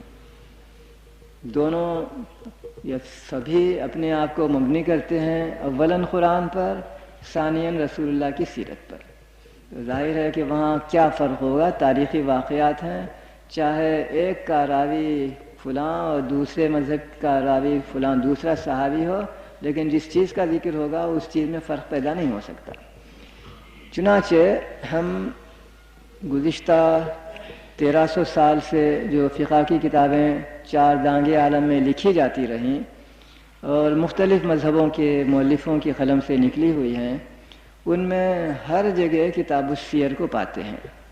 حتیٰ کہ جو کتابوں کا اقتباس کہی جا سکتی ہے، یعنی فتاوی عالمگیری، اس میں بھی اس پر باب ہے اور بہت سے دلچسپ معلومات اس میں ملتی ہیں، خاص کر اس بنا پر کہ بعض ایسی کتابیں جس سے عالمگیر بادشاہ کے زمانے میں اس کا مطالعہ ممکن تھا، وہ کتابیں موجود تھیں، اب ناپید ہو گئی ہیں اور اس کے اقتباسات ان کتابوں میں ملتے ہیں. ان کتابوں کا جو سلسلہ شروع اور جاری رہا وہ ایک معنی میں شرح اور تمثیل ہو سکتا ہے، یعنی اصول کی حد تک کوئی فرق نہیں ہوتا، مثالیں زیادہ دی جاتی ہیں، تفصیلیں زیادہ دی جاتی ہیں. مثال کے طور پر امام سرخسی اپنی کتاب میں جنگ کے دوران میں بیلوں کا ذکر کرتے ہیں. لوگ بیلوں پر بیٹھ کر دشمن سے جنگ کرتے ہیں. یہ ظاہر ہے اسی ملک میں ہوگا جہاں بیل ملتے ہیں، ورنہ اور ملکوں میں مثلا عرب میں بیلوں کا ذکر نہیں آئے گا، اونٹوں کا ذکر آئے گا۔ اسی طرح مالکی مذہب کے مؤلف جن کا تعلق شمالی افریقہ یعنی یورپ سے رہا، یورپ کے قریبی معاملات سے، اسپین سے یعنی یورپ سے رہا، وہ زہریلی تیروں کا ذکر کرتے ہیں، یعنی تیر کو میں زہر شامل کیا جائے تاکہ دشمن اگر زخمی ہو تو اس کا زخم چنگا نہ ہونے پائے۔ اس کا ذکر مجھے اور مقاموں کی کتابوں میں نہیں ملا، غالباً اس کی وجہ یہی ہے کہ اس کا رواج دوسرے ملکوں میں نہیں تھا۔ اسی طرح امام سرخسی کی کتابوں میں گاڑیوں کا ذکر آتا ہے سامان کو لانے اور لے جانے کے لیے، دوسرے مؤلفوں کی کتابوں میں اس کا ذکر نہیں ملتا۔ غالباً ان کے زمانے میں جانور پر سامان لاد دیا جاتا تھا، گاڑی کے اندر رکھ کر اس کو جانور کے ذریعے سے کھینچا جائے، اس کا رواج ان کے ملکوں میں نہیں تھا ان کی تاریخ کے زمانے میں۔ غرض بہت سے معاشرتی تفاصیل ہم کو ان کتابوں کے اندر ملتے ہیں۔ یہ چند تفصیلیں انٹرنیشنل لا کی تاریخ کے سلسلے میں نے آپ سے عرض کی، البتہ کچھ مختصراً اس کے مندرجات کا آپ سے ذکر کروں گا کہ انٹرنیشنل لا میں کیا چیزیں بیان ہوتی ہیں۔ آج کل ہمارے زمانے میں پبلک انٹرنیشنل لا اور پرائیویٹ انٹرنیشنل لا دو مختلف فن، دو مختلف علم سمجھے جاتے ہیں۔ ہمارے فقہا کی کتابوں میں یہ امتیاز نہیں ملتا، ایک ہی کتاب میں وہ ان دونوں فنوں کے احکام بیان کرتے ہیں، لیکن سمجھنے کے لیے میں آپ سے کچھ مثالیں دے کر واضح کروں گا کہ ان دونوں علموں میں کیا فرق ہے۔ پرائیویٹ انٹرنیشنل لا میں ایک حکومت کے تعلقات دوسری حکومت کی رعیت کے افراد سے ہوتا ہے، اس کے برخلاف پبلک انٹرنیشنل لا میں ایک حکومت کے تعلقات دوسری حکومت سے ہوتے ہیں، اس کے رعایا سے براہ راست کوئی تعلق نہیں ہوتا۔ یہ بنیادی فرق ہے۔ اس بنیادی فرق کی کچھ مثالیں میں آپ کو دیتا ہوں۔ مثلا نیشنلٹی کا قانون، ایک شخص کو کس نیشنلٹی کا حامل سمجھا جائے گا، یا وہ اپنی نیشنلٹی کو بدل سکتا ہے یا نہیں، اور بدل سکتا ہے تو کن احکام اور کن قواعد کے ذریعے سے، اس کا تعلق پرائیویٹ انٹرنیشنل لا میں آئے گا، پبلک انٹرنیشنل لا میں اس کا ذکر نہیں آتا۔ اور اسی طرح کی اور بھی چیزیں ہیں، اور ہم کہہ سکتے ہیں کہ مسلمان مؤلفوں کے تصور کے مطابق اس پرائیویٹ انٹرنیشنل لا میں مسلمانوں کے اندرونی تعلقات کا بھی ذکر آ جاتا ہے۔ مثلا شیعہ اور سنی تعلقات سے اس میں بحث ہوگی قانونی نقطہ نظر سے۔ فرض کیجئے کہ ایک حاکم عدالت کے سامنے ایک مقدمہ پیش ہوتا ہے، مرنے والے کا مذہب شیعہ ہے اور اس کی بیوی جو وارث بنی ہے اس کا مذہب سنی ہے، کس قانون کے مطابق وراثت تقسیم کی جائے؟ اس کا تعلق ہوگا مسلمانوں کے پرائیویٹ انٹرنیشنل لا سے۔ اسی طرح فرض کیجئے کہ ایک مسلمان فرد رعیت نے معاہدہ کیا کسی اجنبی ملک کے فرد رعیت سے کاروبار تجارت کے سلسلے میں، اس ملک کا یعنی اجنبی ملک کا قانون حکم دیتا ہے کہ جو شخص سرکاری طور پر بالغ نہ ہو، یعنی اس کی عمر 18 سال سے کم ہو، تو اسے معاہدہ کرنے کا حق نہیں، اس کا کیا ہوا معاہدہ لغو سمجھا جائے گا۔ اسلامی قانون میں عمر کا تعین نہیں ہے، فزیکل بلوغ کا سوال پیدا ہوتا ہے۔ وہ ممکن ہے 18 سال سے کم مدت میں بھی ہو جائے، 10 سال میں، 12 سال میں، 15 سال میں بالغ ہو جائے۔ ایک مرتبہ کسی جھگڑے کی وجہ سے مقدمہ عدالت کے سامنے آتا ہے اور وکیل صاحب کہتے ہیں کہ میرے کلائنٹ نے جو معاہدہ کیا تھا وہ نابالغ تھا، لہذا اس پر کوئی ذمہ داری عائد نہیں ہوتی، معاہدہ کالعدم ہے۔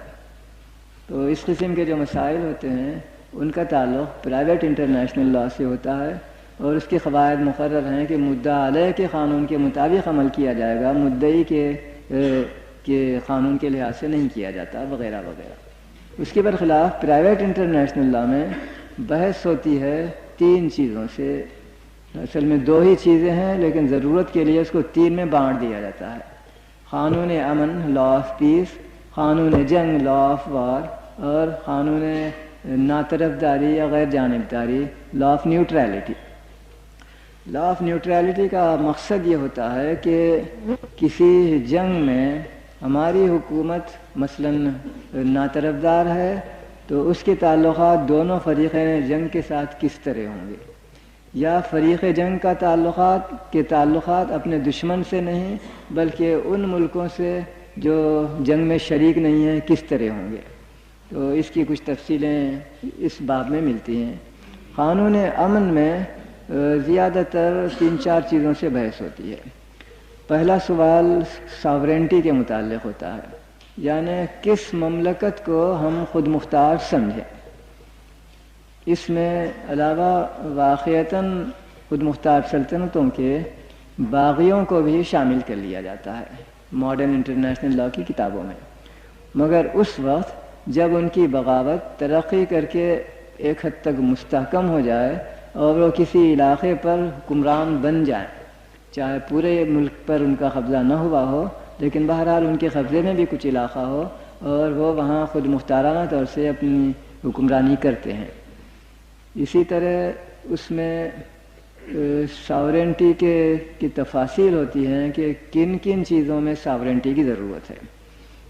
اس کا منشا یہ ہے، فرض کیجئے کہ برٹش انڈیا میں انگریزی دور میں ایک علاقہ وہ تھا جس پر انگریز براہ راست حکومت کرتے تھے، لیکن کچھ ریاستیں بھی تھیں جیسے بہاولپور، جیسے کشمیر، جیسے حیدرآباد وغیرہ۔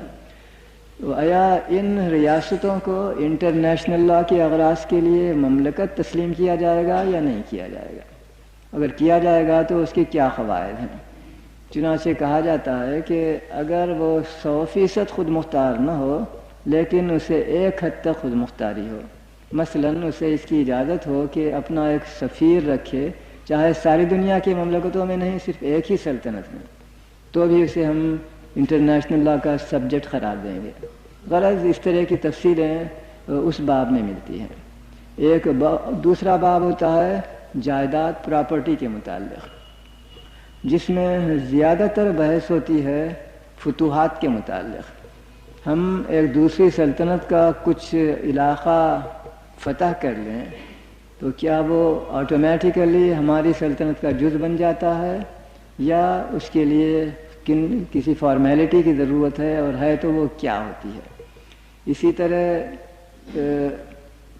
جائیداد کے ڈسپوز کرنے کے متعلق اس میں بعض دلچسپ چیزیں بھی ملتی ہیں، یعنی کبھی تو فتح کے ذریعے سے کسی علاقے پر قبضہ ہوتا ہے، کبھی تبادلہ علاقے کے ذریعے سے ایک علاقہ دوسری سلطنت کو دیا جاتا ہے، کبھی تحفے کے طور پر۔ اس کی بہت سی مثالیں اسلامی تاریخ ہند میں ملتی ہیں۔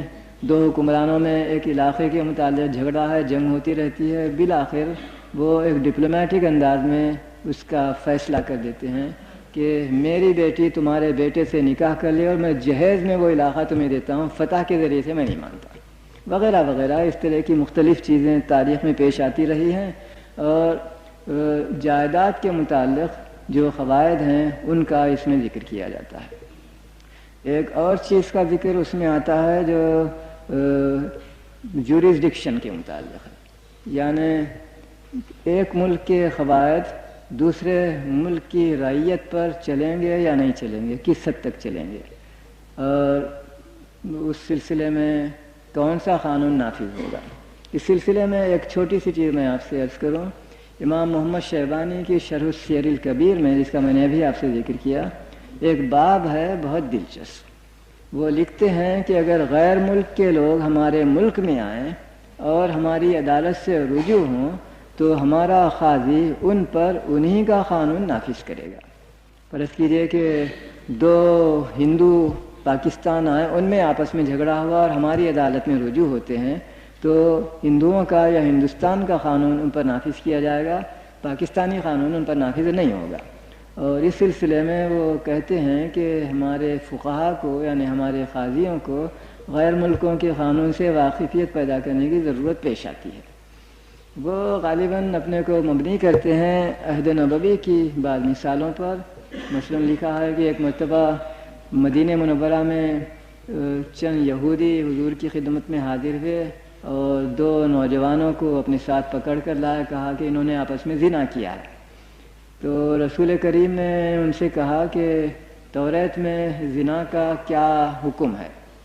تو شروع میں انہوں نے کہا کہ ان کے منہ پر کالک لگائی جائے، انہیں گدھے پر پشت بدل کر، یعنی گدھے کے منہ کی طرف ان کی پیٹھ ہو، گدھے کی دم کی طرف ان کا منہ ہو، بٹھایا جائے اور شہر میں ان کو گھما کر ڈھنڈورا پیٹا جائے۔ رسول اللہ نے کہا کہ نہیں، تم جھوٹ کہتے ہو۔ پھر کہا کہ توریت کا نسخہ لاؤ، اور جب آیا تو ایک نو مسلم یہودی حضرت عبداللہ ابن سلام سے کہا کہ اسے پڑھو، یا کسی اور شخص کو عبداللہ ابن سلام کی موجودگی میں کہا کہ پڑھو۔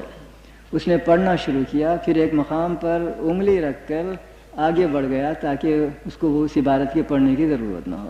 عبداللہ ابن سلام نے کہا کہ یہ انگلی اٹھا، اس کے نیچے کی عبارت پڑھ، اور وہاں لکھا ہوا تھا کہ زنا کی سزا رجم ہوگی۔ تو رسول اللہ نے ان کو رجم کروایا۔ تو یہ نظیر بتاتی ہے کہ اجنبیوں پر اسلامی قانون نافذ نہیں کیا جاتا، انہی کا قانون نافذ کیا جاتا ہے۔ چنانچہ انہوں نے کئی صفحوں کی طویل بحث میں بتایا ہے کہ اجنبیوں پر اجنبیوں کا قانون ہماری عدالتوں میں کس انداز سے نافذ ہوتا ہے۔ اسی طرح اس میں انٹرنیشنل لا کے لا آف پیس میں سفارتوں کا تعلق ہوتا ہے، اور قدیم زمانے میں سفیر مستقل نہیں ہوتے تھے، بلکہ معینہ غرض کے لیے، معینہ مدت کے لیے بھیجے جاتے تھے، اور کام انجام دینے پر وہ واپس آ جاتے تھے۔ اس سلسلے میں امیر علی نے اپنی ہسٹری آف ساراسینس میں لکھا ہے کہ مستقل سفیروں کا آغاز یورپ میں آغاز ہونے سے 200 سال پہلے مسلمانوں میں ہوا۔ تو ایک دلچسپ چیز ہے جو اس سلسلے میں نے اشارتاً آپ سے ذکر کر دی۔ غرض قانون امن میں یہ چیزیں بیان ہوتی ہیں۔ قانون جنگ میں اعلان جنگ کی ضرورت، اسی طرح کن انسانوں کے متعلق قانون جنگ کیا ہے، اور چیزوں یعنی جائیداد کے متعلق قانون جنگ کیا ہے، مال غنیمت کے سلسلے میں، اور جنگی قیدیوں کو گرفتار کر کے ان سے برتاؤ کرنے کے متعلق، یا ان کو غلام بنایا جا سکتا ہے یا ان کو قتل کیا جا سکتا ہے وغیرہ۔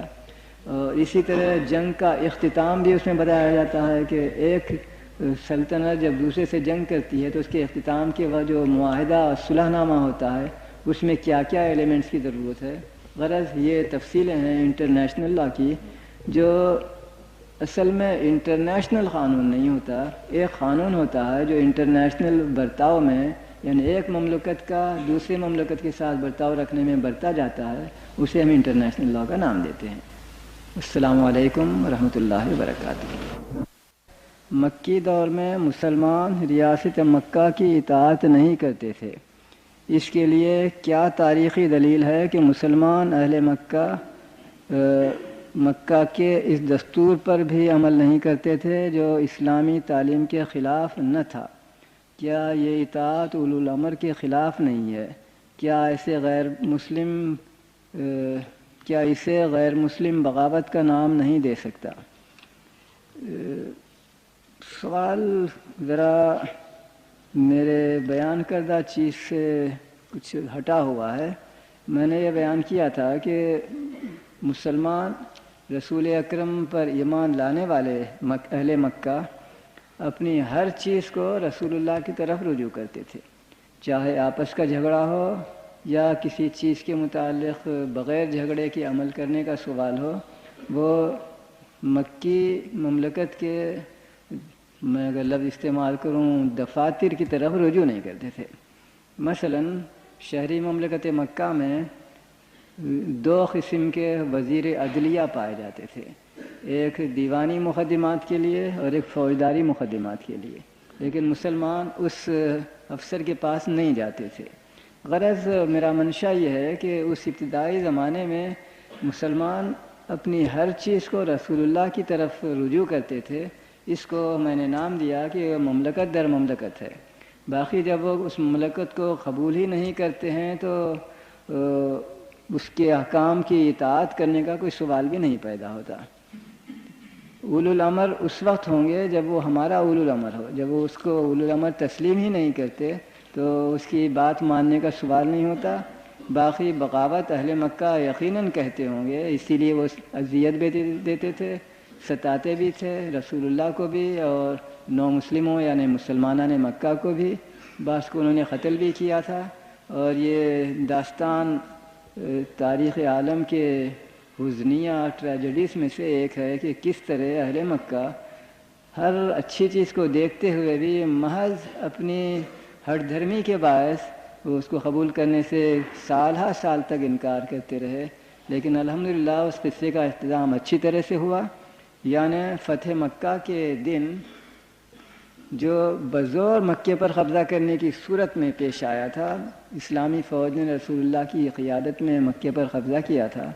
ایک چھوٹا سا واقعہ پیش آیا جس کی وجہ سے سارے اہل مکہ اپنی دشمنی کے باوجود یکایک اپنے آپ کی کایا پلٹ پاتے ہیں اور اسلام قبول کر لیتے ہیں.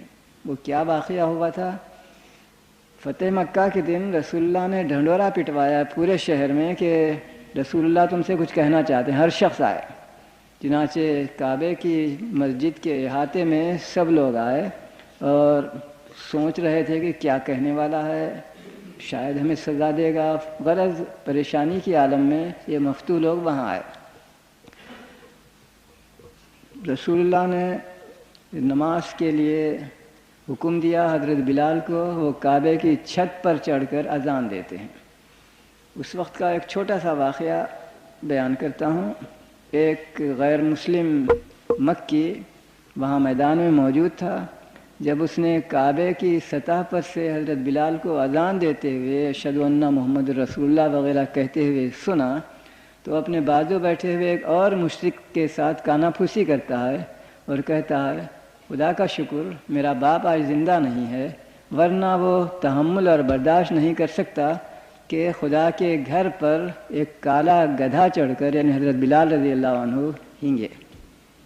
اس کو ابھی اپنے ذہن میں رکھیے. اس کے بعد رسول اللہ نے نماز پڑھائی اور نماز کے بعد حاضرین سے مخاطب ہو کر کچھ تو اشارتاً انہیں بتایا کہ گزشتہ 20 سال سے تم میرے ساتھ جو برتاؤ کرتے رہے ہو اب اس سلسلے میں مجھ سے کیا توقع رکھتے ہو.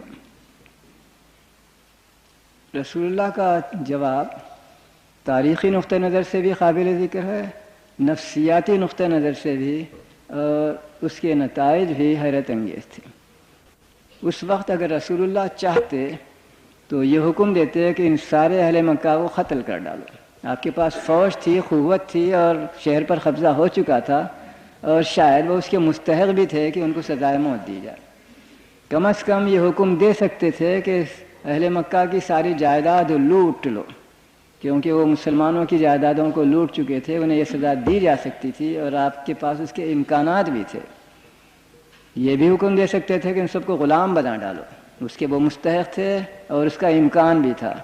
مگر رسول اخیر نے، خدا کے آخری پیغمبر نے ان میں سے کچھ بھی نہیں کیا کہ یہ انسانی طرز عمل ہوتا. حضور کی زبان سے ایک ہی جملہ نکلا، جاؤ آج تم پر کوئی ذمہ داری نہیں ہے، جاؤ تم سب آزاد ہو. لا تثریب علیکم اليوم اذهبوا فانتم الطلقاء.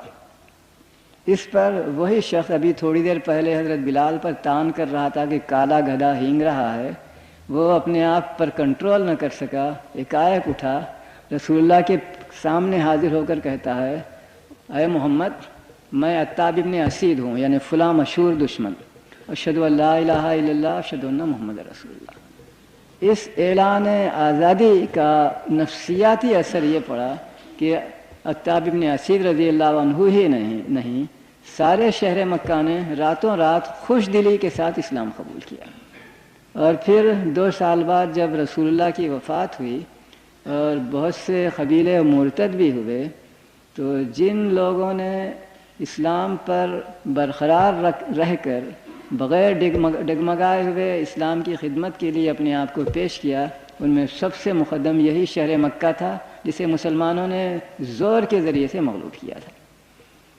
میں اس قصے کی تکمیل کرتا ہوں. جب عتاب ابن اسید نے اشہد ان لا الہ الا اللہ اشہد ان محمد رسول اللہ کا جملہ کہا تو رسول اللہ کا کیا جواب ہوا؟ یہ جواب یہ تھا کہ میں تمہیں مکے کا گورنر مقرر کرتا ہوں.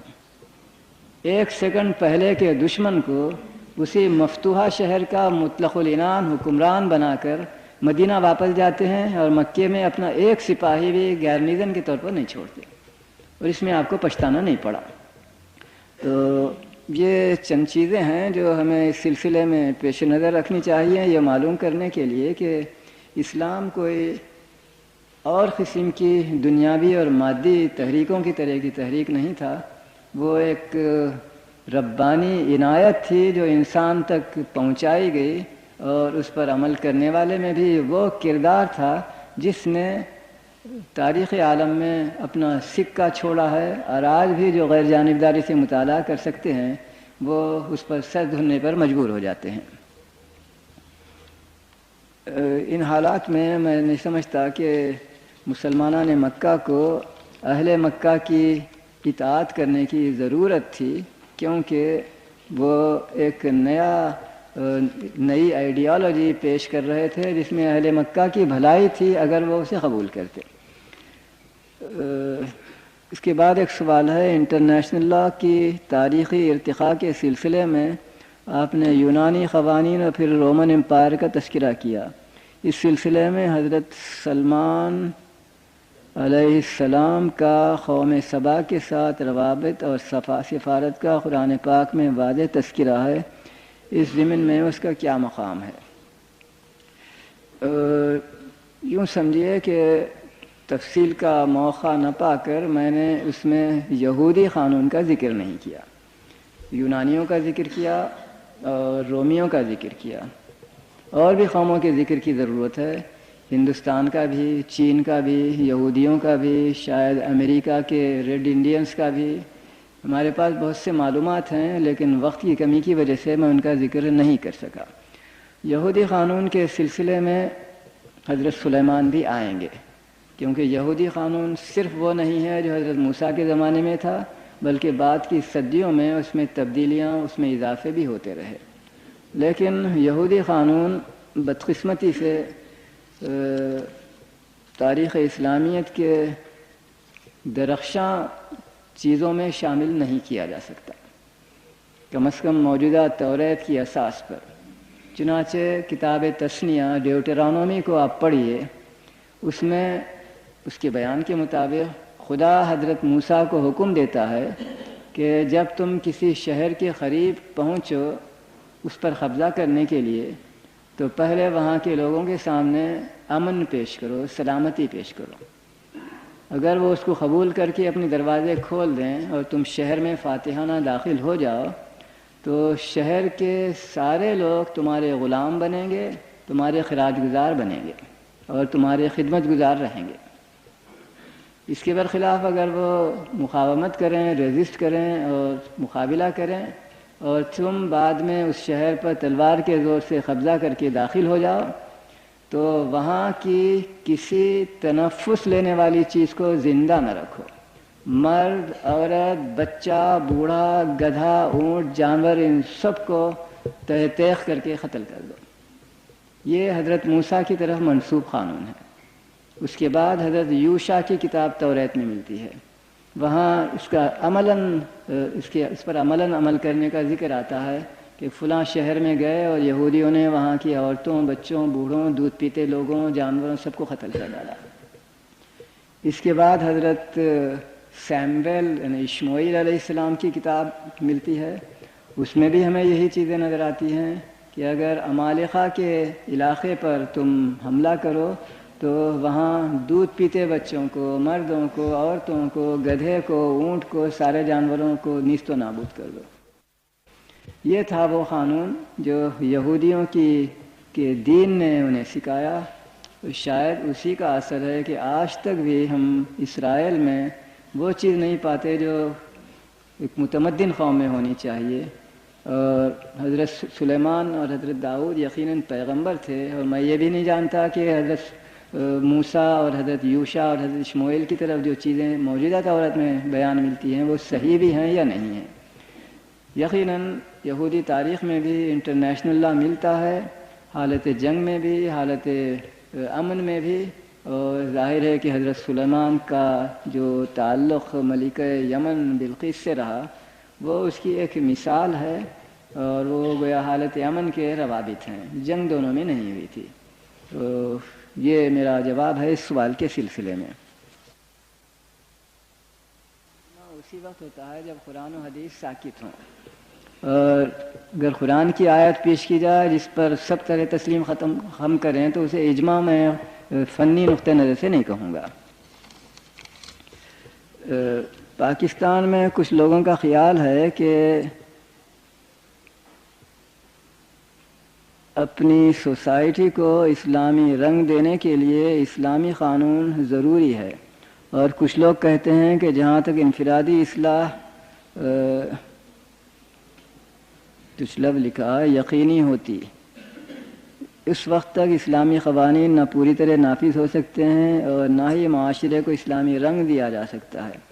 آپ کے خیال میں کون سا خیال درست ہے؟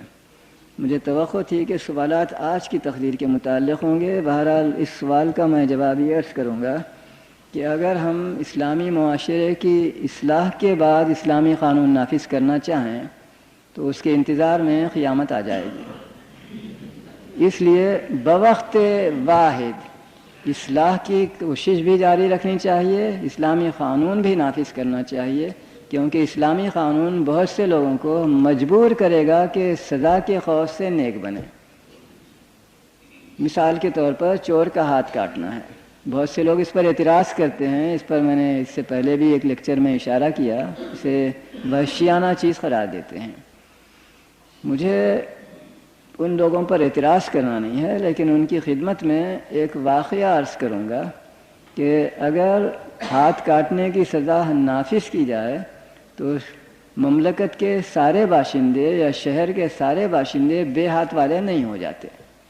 ایک یا دو آدمیوں کا ہاتھ کٹتا ہے، پھر اس سے سب لوگوں کو ڈر ہونے لگتا ہے اور چوری کی کسی کو جرت نہیں ہوتی۔ یا یہ چیز بہتر ہے کہ ایک دو آدمی کے ہاتھ کٹیں، پھر سارے لوگ اپنے گھر میں اطمینان سے سو سکیں کہ نہ چوری کا ڈر نہ ڈاکے کا ڈر، یا وہ صورت جو میں نے اپنے آنکھوں سے پیرس میں دیکھی ہے کہ چور کو اپنے گھر سے زیادہ آسائش کے اور لگژری کے جیل خانوں میں رکھا جاتا ہے، جس کی وجہ سے بعض احمقوں کو ترغیب ہوتی ہے کہ بجائے محنت کر کے کمانے کے، جس میں ذرا تکلیف ہوتی ہے، اس سرکاری مہمان نوازی کو قبول کریں۔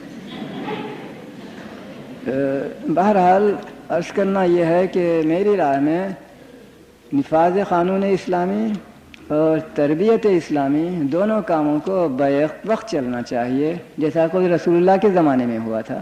جو اسلامی قانون مثلا قرآن و حدیث میں آتا اسے نافذ بھی کیا جاتا اور ساتھ ہی تربیت کا سلسلہ بھی جاری رہتا۔ اس کے سوا اگر کیا جائے تو غالباً قیامت تک ہمیں انتظار ہی کرنا پڑے گا۔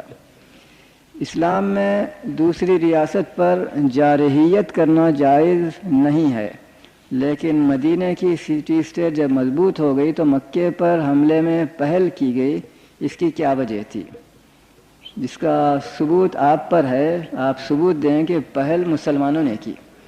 غالباً آپ کو یاد ہوگا کہ حدیبیہ میں ایک صلح ہوئی تھی سن 6 ہجری میں مسلمانوں اور اہل مکہ میں، جس میں شرط یہ تھی کہ ہر فریق دوسرے فریق کے خلاف ظلم، تعدی وغیرہ کرنے سے باز رہے گا، علانیہ بھی اور چھپ کر بھی۔ دخل دہی کی، ہتھیار مہیا کیے بنو کنانہ کو، بھیس بدل کر چھپ کر ان کے علاقے میں گئے اور قبیلہ خزاعہ کے مسلمانوں کو قتل بھی کیا۔ جب اس طرح انہوں نے اپنے معاہدے کو ختم کر دیا، یعنی جو صلح ہوئی تھی حدیبیہ میں مسلمانوں اور اہل مکہ میں، تو اس صورت میں سزا کے طور پر، انتقام کے طور پر اگر مسلمان حملہ کرتے ہیں تو اسے جارحانہ حملہ، اگریشن میرے خیال میں قرار نہیں دیا جا سکتا۔ ابتدا ان کی طرف سے ہوئی تھی اور جواب مسلمانوں نے دیا تھا۔ البتہ اس موقع سے فائدہ اٹھا کر میں شہر مکہ کی فتح کی طرف مکرر اشارہ کروں گا۔ رسول اکرم نے ایک سپہ سالار کی حیثیت سے ایک ایسا کارنامہ انجام دیا جس پر آدمی آج بھی ششدر رہتا ہے۔ اس زمانے میں 10,000 کی فوج چھپ کر کہیں جا نہیں سکتی تھی، اور رفتار اتنی سست تھی کہ مدینے سے مکے کو جانے کے لیے اگر آج 2 گھنٹے لگتے ہیں تو اس وقت 2 ہفتے لگتے تھے۔ اس کے باوجود مسلمانوں کی فوج مکے کے شہر کے مضافات میں پہنچ کر کیمپ ڈالتی ہے، اس وقت تک مکے والوں کو کوئی اطلاع نہیں ہوتی۔ پھر شہر مکہ پر مسلمانوں کا قبضہ ہوتا ہے تو ایک قطرہ خون بھی بہائے بغیر۔ پھر اس کے بعد کا قصہ ابھی میں نے آپ سے بیان کیا کہ کس طرح حضرت کے ایک جملے نے کہ تم پر آج کوئی ذمہ داری باقی نہیں ہے، جاؤ تم سب آزاد ہو، اس کا نتیجہ یہ نکلا کہ ان کی کایا پلٹ ہو گئی اور وہ سب کے سب پورے خلوص کے ساتھ مسلمان ہو گئے۔ تو بہرحال اس کو جارحانہ جنگ اگریسو نہیں قرار دیا جا سکتا تاریخی واقعات کی روشنی میں۔ رومن لا دنیا کے قدیم ترین قانونوں میں شمار ہوتا ہے اور اس کے اثرات دنیا کی مختلف اقوام کے قوانین پر لازمی طور پر مرتب ہوئے ہوں گے۔ رومن لا میں کچھ قانون ایسے بھی ہوں گے جو کہ کافی اچھے ہوں۔ مختصراً فرمائیں کہ محمدن لا کس حد تک اور کن کن نمایاں شعبوں میں رومن لا سے متاثر ہوا ہے۔ سوال کا جواب تو خاصا تفصیلی ہو سکتا ہے، مگر آپ نٹ شل بیان کر دیں تو مہربانی ہوگی۔ اگر آپ کو عربی آتی ہے میرے دوست کو تو میں ان سے عرض کروں گا کہ آپ کے کتب خانے میں ایک کتاب ابھی آئی ہے، عربی زبان میں ہے، جس میں 5 مؤلفوں کے مقالوں کا ترجمہ ہے، اور ان 5 نے اسی موضوع سے بحث کی ہے کہ آیا اسلامی قانون پر رومی قانون کا اثر ہوا یا نہیں ہوا۔ اس میں ایک اٹالین ہے، اس میں ایک انگریز ہے، ایک فرانسیسی ہے، ایک فلاں مختلف لوگ، اور حیرت ہوتی ہے کہ 5 کے 5 اس نتیجے پر پہنچے ہیں کہ اسلامی قانون پر رومی قانون کا قطعاً کوئی اثر نہیں پڑا، اور اس پر وہ حیرت بھی کرتے ہیں۔ چنانچہ ایک مؤلف، فرانسیسی مؤلف، نے اپنے مضمون کا عنوان ہی یہ دیا ہے، the mystery of the formation of Muslim law. ایک ہمیں حیرت ہوتی ہے کہ اسلامی قانون خود بخود کیسے بن گیا۔ دوسرے الفاظ میں سبھی تسلیم کرتے ہیں کہ اسلامی قانون پر اگر رومی قانون کا اثر ہوا ہوتا تو اس کے چینل ہونے چاہیے، اس کے طریقہ ہونا چاہیے۔ اولاً رومی قانون لاطینی زبان میں ہے، اس کے کسی ترجمے کا پتہ نہیں چلتا عربی زبان میں، کسی بھی زمانے میں، موجودہ 20ویں صدی کے نصف دوم کو چھوڑ کر۔ دوسری چیز، مسلمانوں نے اپنی فتوحات کی ابتدائی سے قرآنی احکام کے تحت قوم وار قانونی خود مختاری دے دی، یعنی اگر 2 عیسائیوں میں جھگڑا ہو تو قانون بھی عیسائی ہوگا، جج بھی عیسائی ہوگا، فریقین بھی عیسائی ہوں گے، ان کے گواہ بھی عیسائی ہوں گے۔ غرض یہ کہ اسے اسلامی عدالت میں آنے کی ضرورت نہیں ہے۔ یہی انہوں نے ساری قوموں کے متعلق نافذ کیا تھا۔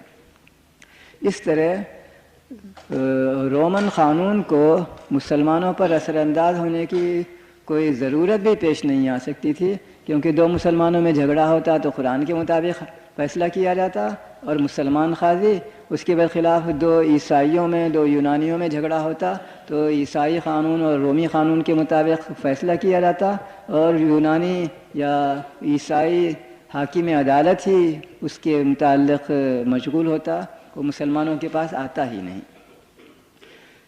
ایک اور چیز کی طرف میں آپ کا اشارہ کرتا ہوں، فقہ کی کتابوں اور رومی قانون کی کتابوں میں سے ایک کو لیجئے۔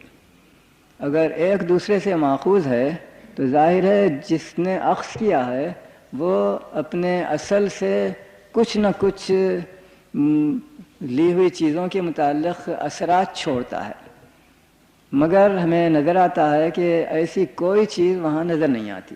مثلا رومی قانون کو یوس کا نام دیتے ہیں اور مسلمان فقہ کا۔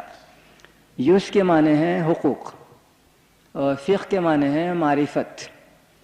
تو مسلمانوں نے اپنے قانون کو یوس کا نام کبھی نہیں دیا، اگرچہ موجودہ دور میں حقوق کی اصطلاح بڑھتی جانے لگی ہے، جو محض اس لیے ہے کہ ہمارے طلباء یورپ جا کر فرانس اور جرمنی اور اٹلی میں قانون پڑھتے ہیں اور وہاں اس کے لیے حقوق کا لفظ سنتے ہیں تو آ کر وہ اصطلاح اپنے ہاں بھی برتنے لگتے ہیں۔ لیکن مسلمان اپنے قانون کو کبھی علم الحقوق انہوں نے کبھی نہیں کہا، اسے علم الفقہ ہی کہتے رہے۔ دوسری چیز، رومن لا کی کتاب کو کھولیے، اس کا پورا مواد 3 بابوں پر آپ کو مشتمل نظر آئے گا، 3 قسموں پر۔ قسم اول کا نام ہوگا پرسنس یعنی اشخاص کا قانون، قسم دوم کا نام ہوگا پراپرٹی چیزوں کا یعنی مال کا کے متعلق قوانین، اور تیسرا باب آپ کو ملے گا ایکشنز مقدمات کا۔ اسلامی قانون کی کتاب کھولیے، پہلے عبادات ملیں گے، یعنی کتاب الطہارہ، نماز، روزہ، حج، زکوٰۃ۔ اس کے بعد معاملات ملیں گے، اور اس کے بعد زواجر یعنی قانون تعزیرات۔ تو اگر رومی قانون سے اسلامی قانون متاثر ہوا ہوتا تو کم از کم ان بیرونی ٹیکنیکل چیزوں میں تو اب اس چیز کو باقی رکھتے، یعنی اسلامی قانون بھی مبنی ہوتا اشخاص اور مال، اور مثلا مقدمات میں انہوں نے ایسا بالکل نہیں کیا۔ پھر اس کو بھی دیکھیے کہ اسلامی قانون میں بلا استثناء سارے ہی مذہبوں کے لوگ، حنفی، مالکی، شافعی، شیعہ وغیرہ، عبادات کا اس میں ذکر کرتے ہیں۔ کسی رومی قانون میں عبادات کا کبھی ذکر نہیں آتا ان کی قانونی کتابوں میں۔ غرض یہ ہے کہ اسلامی قانون پر اگر رومی قانون کا اثر پڑا ہے تو جن لوگوں کو اس کا دعویٰ ہے وہ اس کا ثبوت دیں۔ ہمیں تو کوئی چیز نظر نہیں آتی، جیسا کہ قاعدہ ہے البینۃ علی المدعی، مدعی کو ثبوت دینا چاہیے، اور مدعا علیہ صرف اسے انکار کرتا ہے کہ میں اس کو قبول کرنے کے لیے تیار نہیں ہوں۔ ایک اور چیز بھی اس سلسلے میں شاید بیان کی جا سکتی ہے، وہ یہ کہ رومی قانون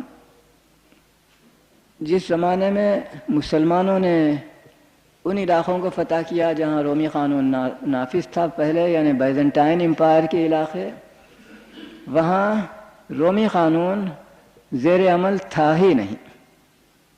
مختلف وجوہ سے مقامی باشندوں کو خود مختاری دے دی گئی تھی، اور ان کے معاملات عدلیہ کو ان کے مذہب کے افسروں یعنی پادریوں کے سپرد کر دیا گیا تھا۔ جب رومی قانون کا اس علاقے میں وجود ہی نہیں تھا جہاں مسلمانوں نے قبضہ کیا تھا تو اس سے متاثر ہونے کا سوال بھی پیدا نہیں ہوتا۔ ایک اور چیز بھی ہمارے مولوی بیان کرتے ہیں کہ رومی قانون کی تعلیم شہر بیروت میں ہوتی تھی، اور بعض مؤلفوں نے کہا ہے کہ غالباً اس مدرسے کے اثرات مسلمانوں پر پڑے ہوں گے، لیکن یہ عجیب و غریب بات ہے کہ یہ مدرسہ اسلام سے 200 سال پہلے بند ہو چکا تھا، وہاں اس کا وجود ہی نہیں تھا اس زمانے میں۔ غرض ایسی بہت سی چیزیں ہیں، اگر آپ اس کتاب کو پڑھیں هل تاثر القانون فقہ الاسلامی من القانون الرومی جو آپ کے کتب خانے میں آ چکی ہے، تو آپ کو وہ ساری دلیلیں مل جائیں گی جو ان مختلف مؤلفوں نے اپنے نظریے کے سلسلے میں پیش کی ہیں۔ شروع میں اس کے متعلق ہمیں شبہ ہے کہ آیا وہ پنپ بھی سکے گی یا نہیں سکے گی، لیکن ہمارا ہمسایہ ہونے کی وجہ سے ہم مجبور ہیں کہ اس کے ساتھ اپنے کچھ نہ کچھ تعلقات رکھیں، اسے دے یورے یعنی قانونی حد تک اسے قبول کرتے ہیں، دے فیکٹو یعنی واقع کی حد تک اسے تسلیم نہیں کرتے۔ ایسا ہو سکتا ہے، اس بارے میں سمجھتا ہوں کہ ہماری حکومتوں کو، اسلامی حکومتوں کو، ان کے ذمہ دار لوگوں کو یہ اختیار دیا گیا ہے کہ حسب ضرورت فیصلہ کریں۔ کوئی معین قانون نہیں کہا گیا ہے کہ 1 ہفتے کے وجود کے بعد تسلیم کر لیا جائے یا 1 مہینے کے یا 1 سال کے بعد، ایسی کوئی چیز نہیں ہے۔ وہ خود فیصلہ کر سکتے ہیں اور اپنے حفظ وادید مناسب عمل کر سکتے ہیں جو اسلامی حکومت کے مفاد میں ہوگا۔ السلام علیکم ورحمۃ اللہ وبرکاتہ۔